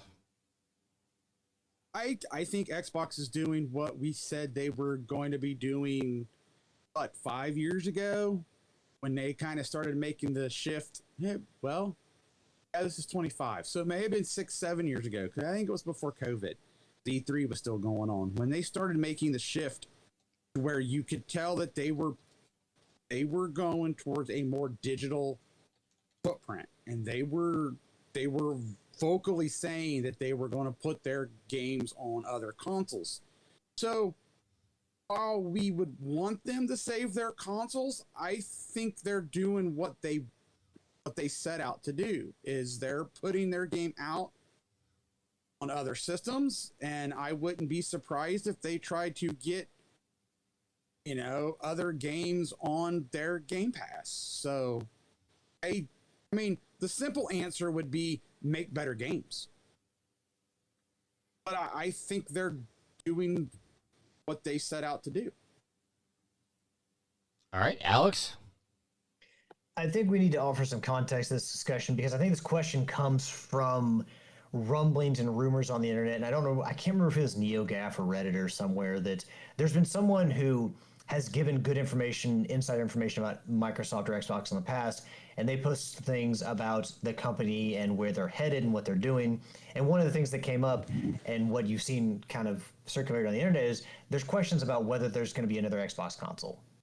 There's questions about whether there's going to be another generation. And we remember, I assume we talked about it on the show, but Xbox I think we did. with AMD. Well, no, them partnering with AMD on their next console, and that's what Microsoft in response is pointing to. Is like, hey, look at our partnership with AMD on our next console. We're committed to this. Hold on a second. Technically, the AMD partnership was for their handheld. Okay, but so there's been all kinds of questions about what is the future of Xbox, and I think that's where this question comes from. Now, what can they do? I think that putting your first party exclusives on another console isn't the worst thing. I think that putting some of them is a good thing. Putting all of them may be problematic, which is why I've always thought, if you to save Halo for your own, don't put Halo anywhere else but your own console. Sony, putting Gears of War Reloaded, an old like remaster of an old Gears of War game on PlayStation 5 isn't going to hurt you, because then maybe people play that and they're like, oh man, if the next Gears is only exclusive to Xbox or Game Pass or PC or whatever, people who play PlayStation are like, oh man, this game is really great. That new one looks pretty awesome. Maybe I find a way to play Game Pass. But Sony can put some of their games on other consoles. I think it would be smart to put Ratchet & Clank out on, say, a Switch, because we know how many Switches in their wild. Like, if Microsoft or Nintendo consoles sell really well, why not put Ratchet & Clank on a Switch? But, Ghost, God of War, some things you just keep on your own home console, and having exclusivity with a few titles can make the difference, I would think.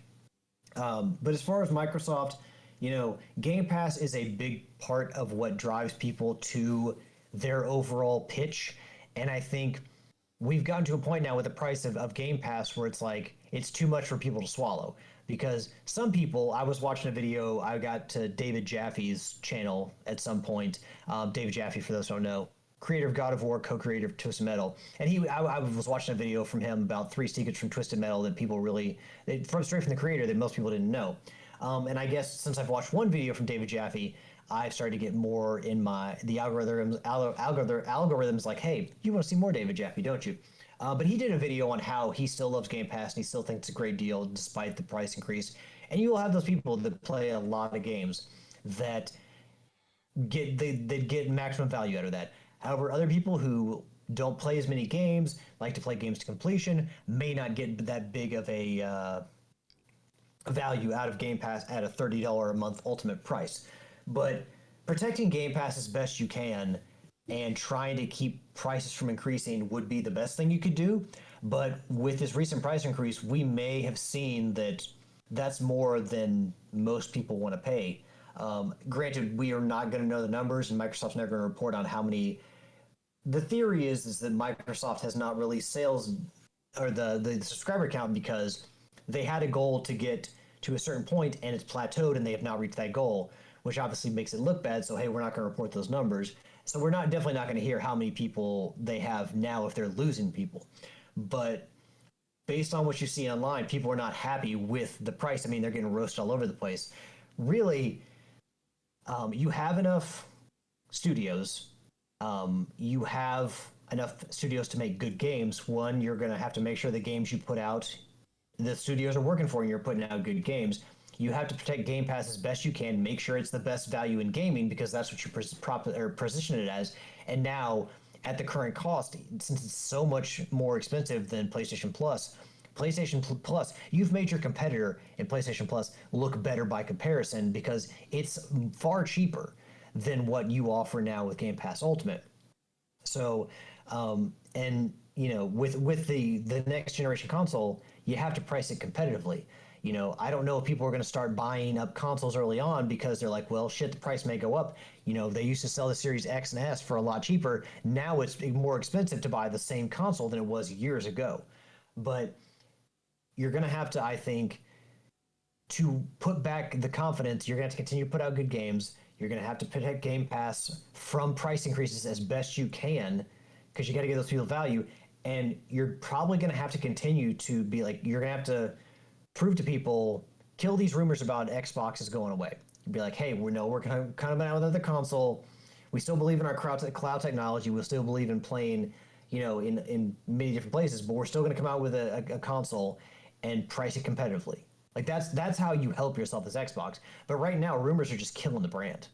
And Microsoft is going to have to do something to kill those rumors. You're going to have to give people some concrete evidence to show that, no, we're not getting out of the game. You should still invest in Xbox, because otherwise, if they're not putting out another console, it makes the brand, and you're just raising prices here, there, and everywhere.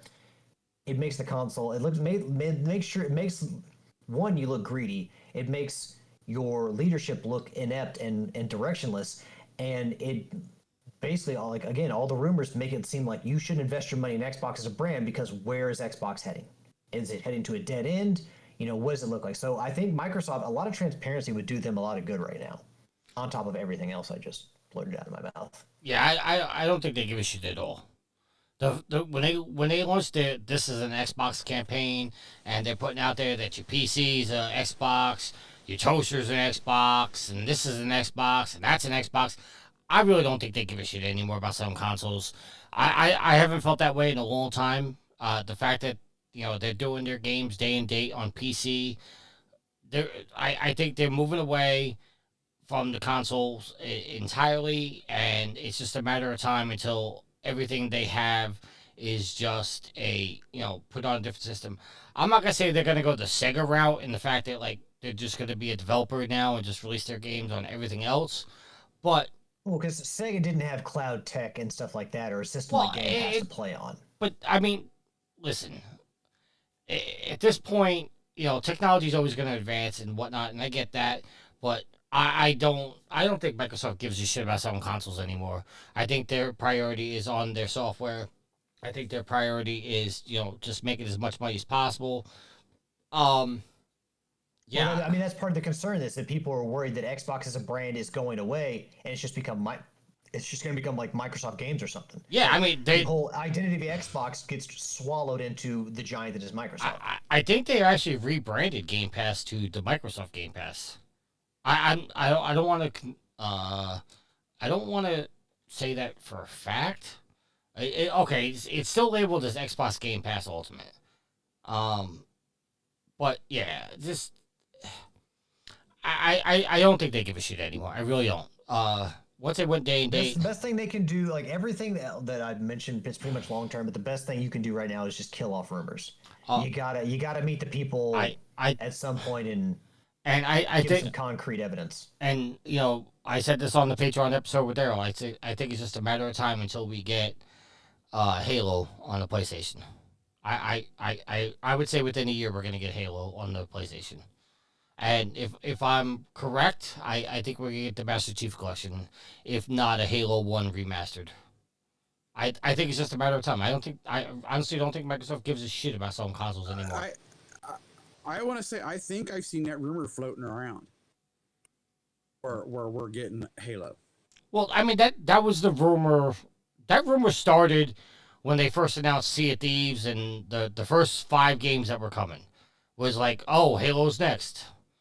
And I see a lot of people online saying, oh, they're never going to send Halo over. They're never going to send Gears over. They sent Gears over. They sent Forza over. Well, they sent over an old Gears game. We don't know. I can't say with 100% certainty that the new Gears is going to be on the PlayStation. You don't think E-Day is going to be on the PlayStation? Getting people hooked on Gears by giving them an old one and then having them buy into Game Pass is a smart thing to do. Yeah, but the problem is you're going to have something for them to play Game Pass on. Yeah, they've made it widely available. Play it on your toaster. You play it on your toaster. It's an app on it's an app on TVs. I mean, not every TV, but it's an app on certain TVs. Samsung's, I believe.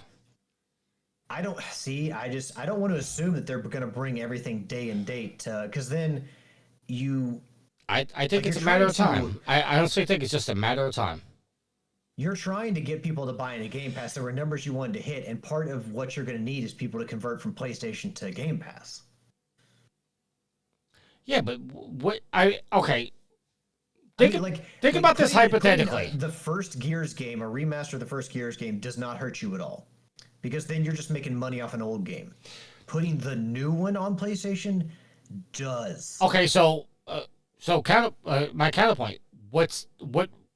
How does it hurt for them to put Halo on the PlayStation? That's an old Halo game. They should put. I don't think. Well, it doesn't. I don't think it does. Like, you put the original Halo, Halo 2, Halo 3 on PlayStation. No one's buying. No one's buying another Xbox, a next generation Xbox, to play those old games they've already played before. Like, no one's doing that. I think the only thing that would stop Halo from coming to the PlayStation, and this would be really, really, really petty on Microsoft's part, is the fact that Bungie developed them. And Bungie's now owned by PlayStation.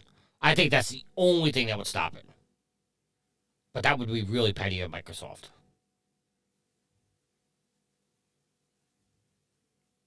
All right. Yeah, I mean, really, people, like, whenever anyone said anything negative about Microsoft or Xbox, I said, well, look at Game Pass.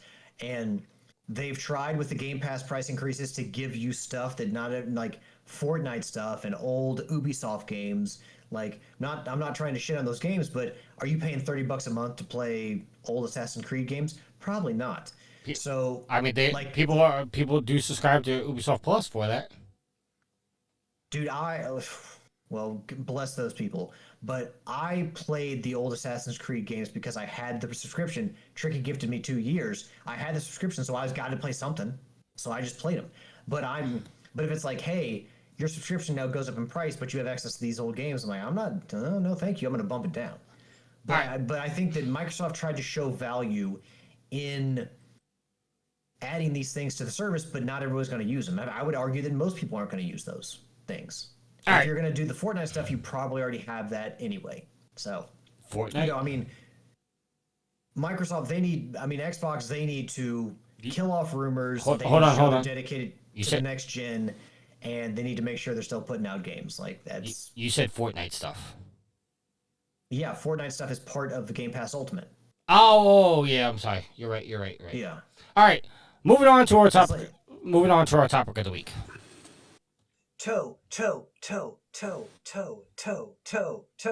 Topic of the week. Well, fine then. Fuck you, Matt. Even when he's not here. Like Matt's. It's almost like Matt's here with us. All right, so I'm gonna preface this with this isn't going to be a little bit of a controversial topic, okay? And I don't want to go deep into it because I have a reason why I posted this in here. So, coming from GameFile.news, there is a story saying that Ubisoft canceled a post-Civil War Assassin's Creed last year. Just reading shortly from the article, it says, in July of last year, word began to trickle through Ubisoft that an ambitious new installment of the company's top franchise, Assassin's Creed, had been canceled. The new game would have brought the history-spanning series to one of its most modern settings, the American Civil War, and more so, the Reconstruction period that followed in the 1860s and 1870s. In this Reconstruction era, Assassin's Creed gamers would play as a black man who was formerly enslaved in the South and moved west to start a new life. Recruited by the series' assassins, he would return to the South to fight for justice in conflict that would, among other things, see him confront the emergence of the Ku Klux Klan. According to the interviews with 5 current and former Ubisoft employees who spoke to the website on the condition of anonymity, because they were not authorized to speak about the project, they said it was canceled because of the controversy that was stemming at the time from Assassin's Creed Shadows. Quote, it was too political in the country, too unstable to make it short, is one of the quotes. So, I bring that up, not because of the game. I don't want to talk about, would we play that game or anything like that. My question to you gentlemen is there a topic as far as a video game goes, that is just too controversial, regardless of the political climate, regardless of the times, that is just too sensitive to come out. We saw games like this rumored game, and we also saw games like 6 Days in Fallujah canceled because of the political climate at the time. My question to you, gentlemen, is there a topic in a video game that we just don't cross? Or if this game came out, would Ubisoft would have been okay to come out with this game? Would I forget the developer for 6 Days in Fallujah, but would it have been okay for those games to come out? Or are we just as a society going, you know what, don't cross that line? Yield, we'll start with you. I'm trying to think of what they would put out that would be too over the line.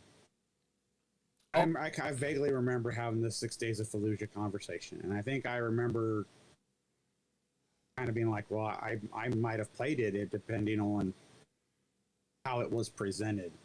I was kind of thinking the same thing as you were going through this Assassin's Creed game. Depending on how it was presented and how it looked, I could play it. It's a game.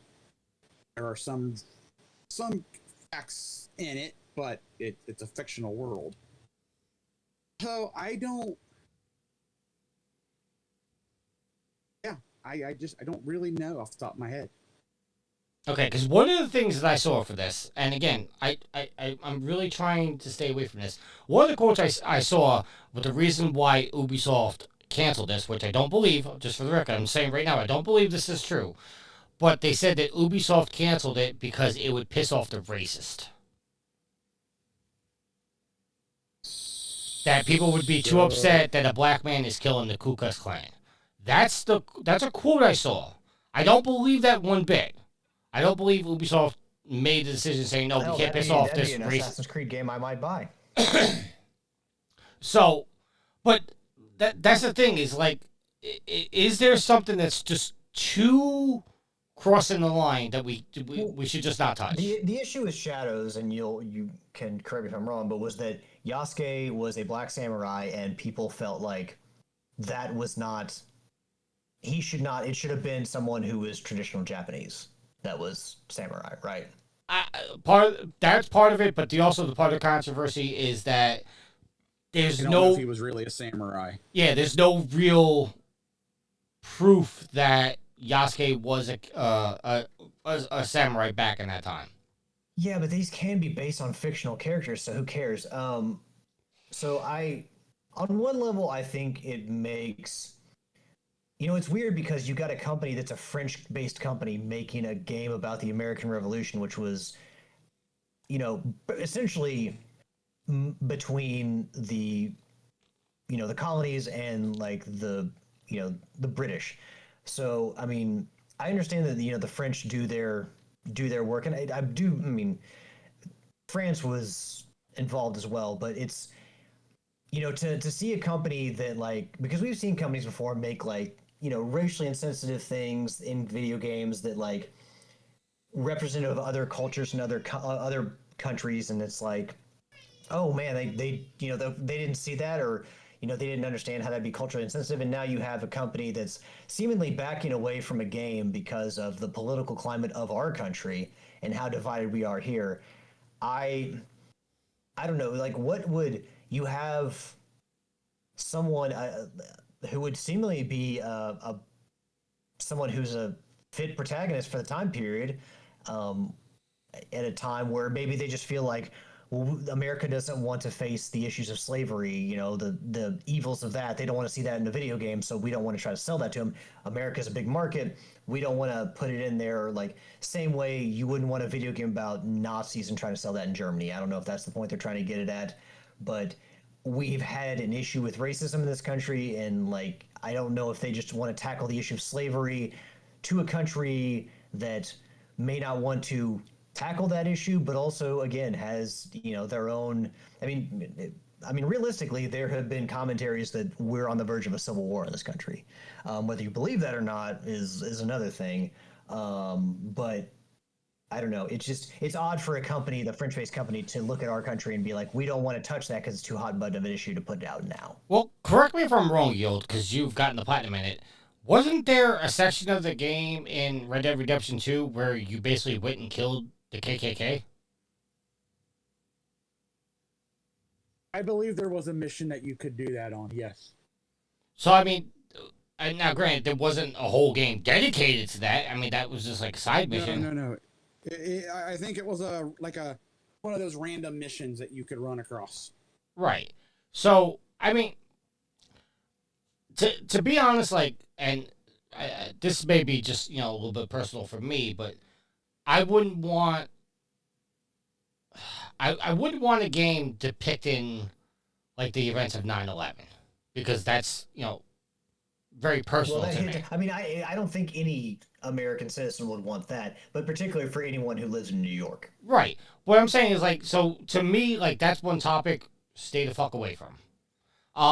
But in 50 years, you could probably do it.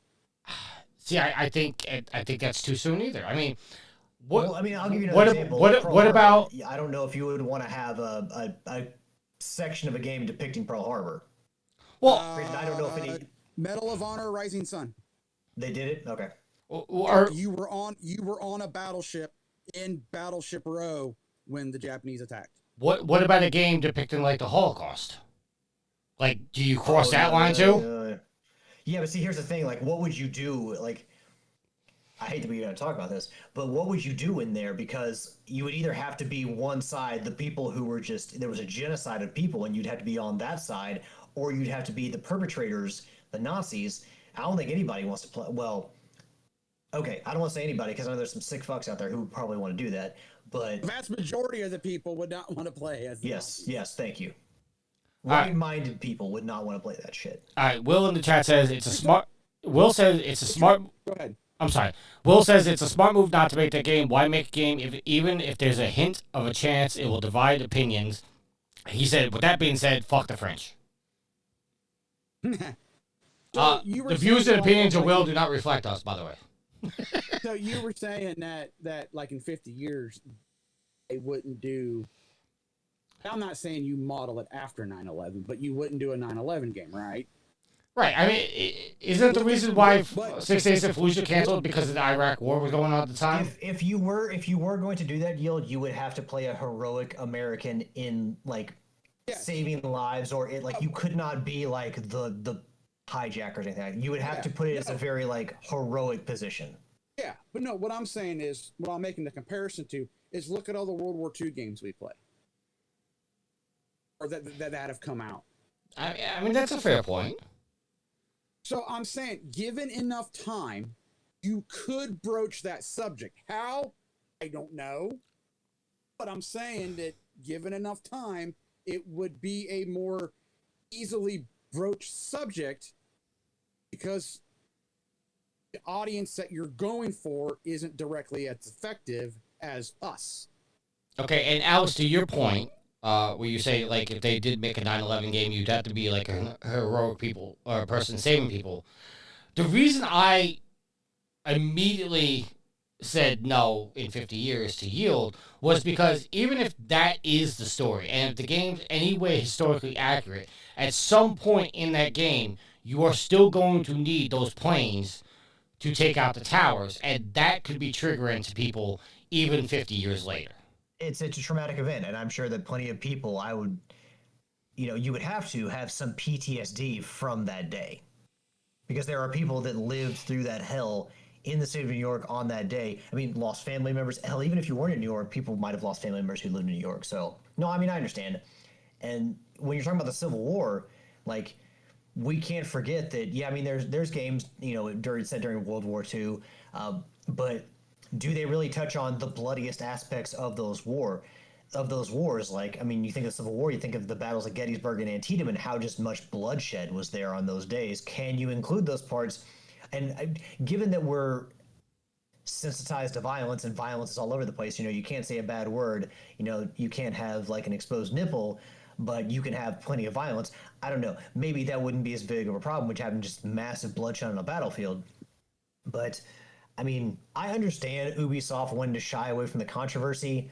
It does feel a little bit cowardly, but I really hope it's not just because they don't want to piss off, like, I don't know. If like you, Tricky, I don't believe it, but if they're just worried about pissing off the racists, then who fucking cares? Like, honestly, like, Yeah, you know.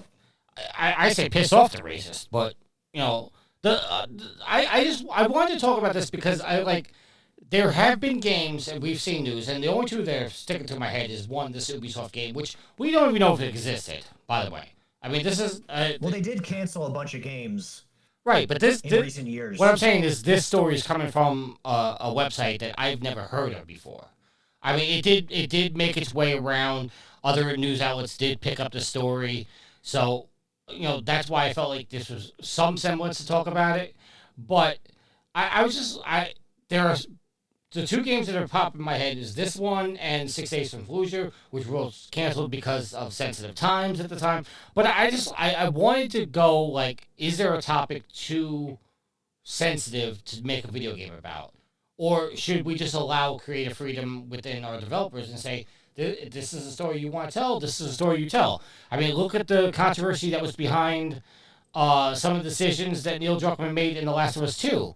You know, he got some pushback on that because of creative freedoms and, you know, whatnot. So, like, I don't know that I particularly have an answer for what's possibly too sensitive or what's not sensitive. But I kind of want to ask you guys and get into that discussion a little bit just to see, like, you know, how we all felt. No, I mean, I think that depending on where you live and where you're from, there are topics that are too sensitive to touch, and you know, people are just not going to want it. That's a no-go for them. I think there should be creative freedom, but also as a creator, you have to be aware of the backlash that you can face. And it looks like Ubisoft, in this case, if it is true, if this is a game they were going to make, it looks like they just didn't want to deal with any backlash that was going to come their way. But yeah, I mean, they got shit on for Shadows, which I thought in a lot of cases was unfair. But again, some of that had to do with what was it? There was a pre-order bonus, like what was it? The Destroyed Gate. I can't remember exactly what it was called, but there was some symbol. Yeah, that wasn't a pre-order. That was just a third-party collectible. It was some semblance of Japanese heritage, and it was felt it was disrespectful the way it was displayed or something like that. I can't remember exactly the story. It was a broken gate of biggest massacre in Japan history. So you're gonna have pushback, and you know it seems like Ubisoft went through that, and I don't know what the sales were for Shadows, but you know, at the end of the day, they're a company, and they're gonna want to make money, and they're gonna be worried about the financials. So you know, in retail, as an example, how many bad customers do we train just because we want them to think that they are special and they want them to spend their money here and we don't want to piss them off? You know, how much controversy are these companies willing to avoid just for the sake of making money? All right. Will in the chat says 9/11 is still why I asked for freedom fries at restaurants. Fuck the French. Say it with me, Tricky. I just ask for fries. I don't call them French fries. I just ask for fries. You know, a lot of times if I had the choice, I'll get tater tots, and there's nothing French about that. So you know what this is probably a little controversy, but not controversial, but a little bit of a hot take. I actually like steak fries more than I like French fries. They're still French fries, Tricky. They're French. It's just the way they're cut. They're still French fries. Yeah, it depends on what I'm having the steak fries with. If I want steak fries or French fries. Yes, they're the same, Alex. I'm not going to debate that with you, but for some reason steak fries are just much better. They taste better. Curly fries are.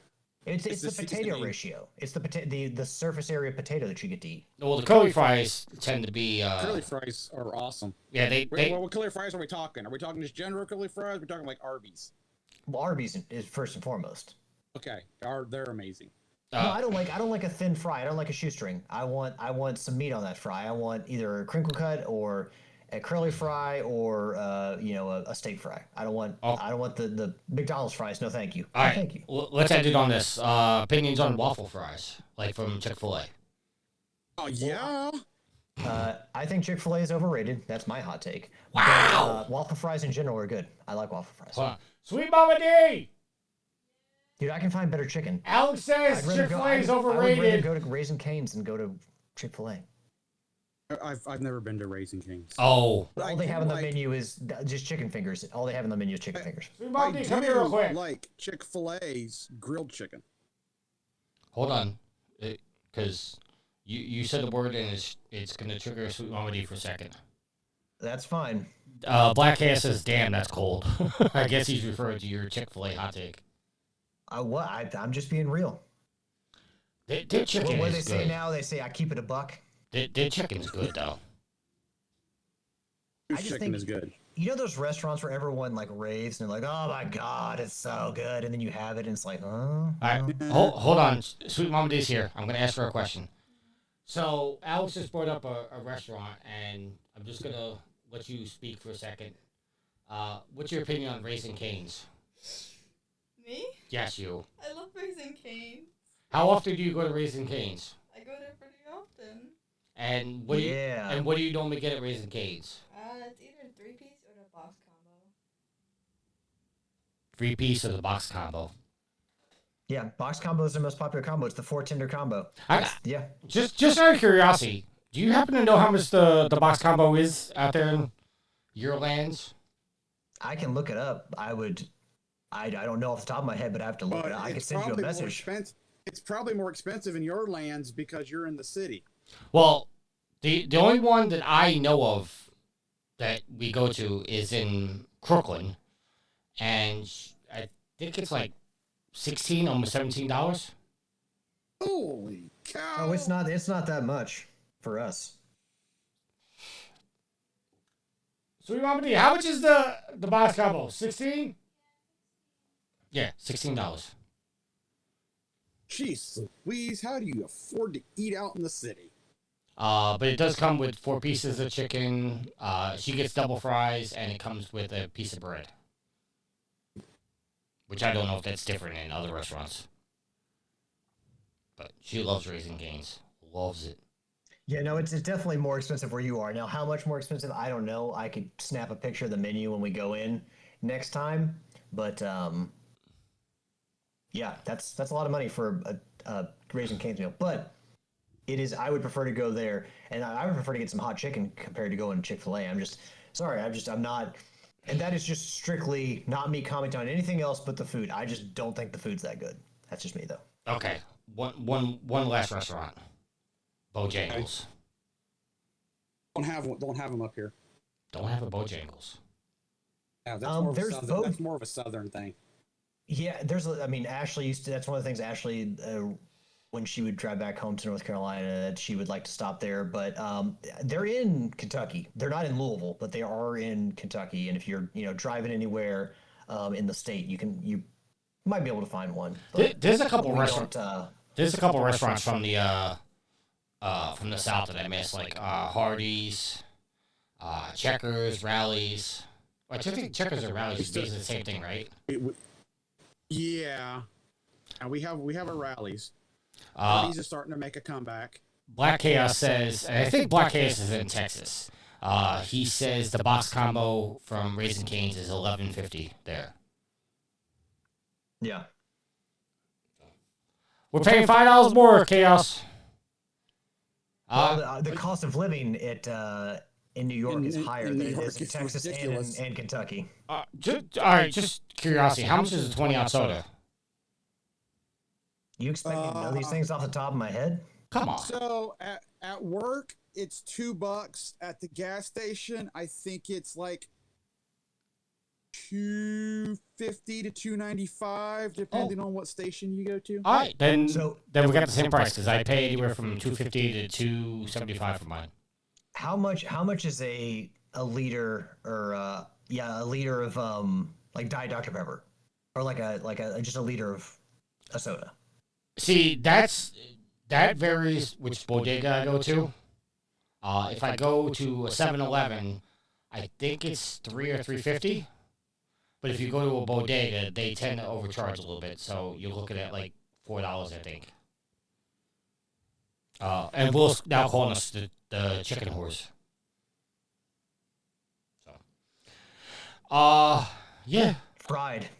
Well, and occasionally grill, and occasionally grilled. Grilled, yeah. All right, let's close out. We're in our 40s, guys. We got to start making better decisions. It's healthy for you. Are we officially all in our 40s now? We've been old. I consider myself old. Here shortly, I'm gonna be going downhill and gaining speed. No, I said, are we officially all in our 40s? Oh, I've been there for a while. I turned 41 in a little over 2 months. I turned 45 a couple weeks ago. Which none of you guys wish me happy birthday, bitches. Lies. Unless I forgot to hit, unless something happened, I did send you a happy birthday. Maybe it didn't go. Maybe it didn't go through. Here's the thing, Tricky. I'm not on Facebook anymore, but also I don't believe I got a happy birthday from you last year. So your birthday's in December, and I always wish you a happy birthday. I don't think you did last year. I do every year. Okay. All right, let's close out the show. Alex, your shout out, sir. Want to give a shout out to Raising Canes. Love them dogs. Or love that dog. Well, no, I guess they've got another. The original dog, unfortunately, is no longer with us. They got another dog, another Raisin Cane. Anyway, yeah, love them dogs. Give a shout out to our awesome community. Thank you all for joining us this week and every week. Thank you all for the love and support you all show us. You all are the fuel to the fire. The reason we do this, and without you all, it's just not possible. So, well, it's possible, but it's real sad. And we're just a bunch of yahoos screaming at each other. So thank you all for coming along for the ride. Give a shout out to my co-host Tricky and Yield. Give a shout out to Matt for the agenda. Give a shout out to Will for the artwork. Thank you, Will. And last but not least, give a shout out to my awesome and loving girlfriend Ashley. I love you, hun. And yeah, that is going to be the end for me. Don't forget to send Will the show title so you can start working on your work. I'll do that tomorrow when he texts me. Yeah. I'll try to come up with something tonight and message it. I'm not used to sending it the same night as we record. I know, but every Monday afternoon we get a show title yet? And Alex, we gotta wait for Alex. Yield your shout out, sir. So, shout out to Matt for the show notes. My brain locked up. Shout out to V for what she does behind the scenes. Shout out to Alex and Tricky for recording this evening. You know what? Since Tricky said I didn't give him one, shout out to Tricky for his recent birthday. Too late. Shout out to all the pimps and the madams of the whoredom. Thank you for listening, downloading, playing games with us, interacting with us on the podcast or in the social medias. Shout out to Gareth for not only his write-ups for the rarity contest, but for putting the rarity contest on. A shout out to my niece and her high school band. Not only did they qualify for state, but their most recent competition, they took first place in every category that they could. So she was pretty stoked about that.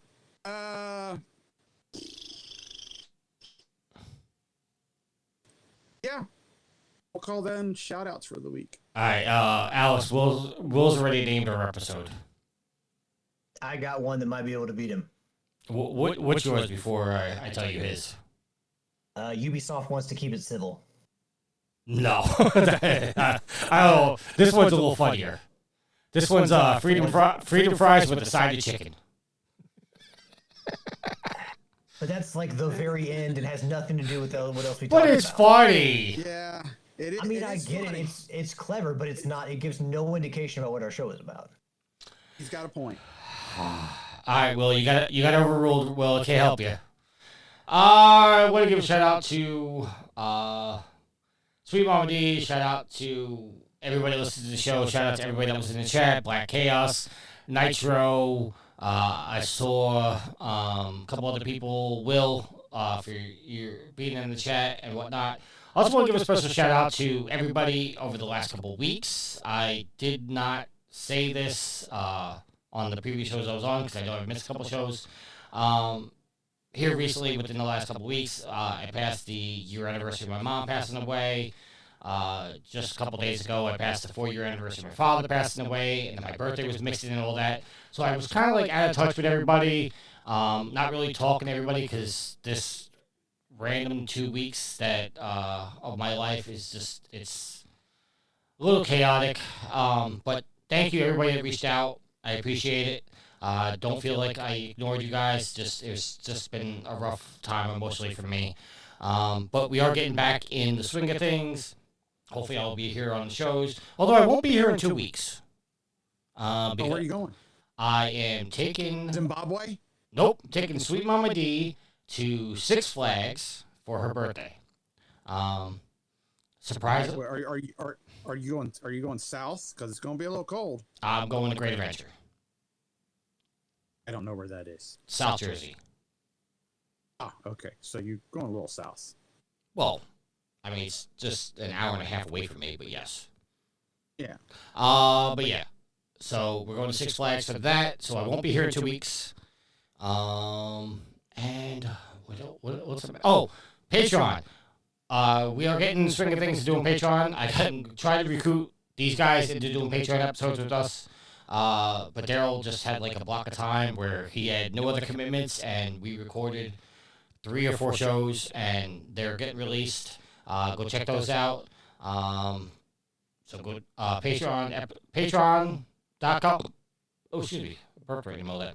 /Proven Gamer. Appreciate you guys. And until next week, happy trophy hunting. See ya. Later.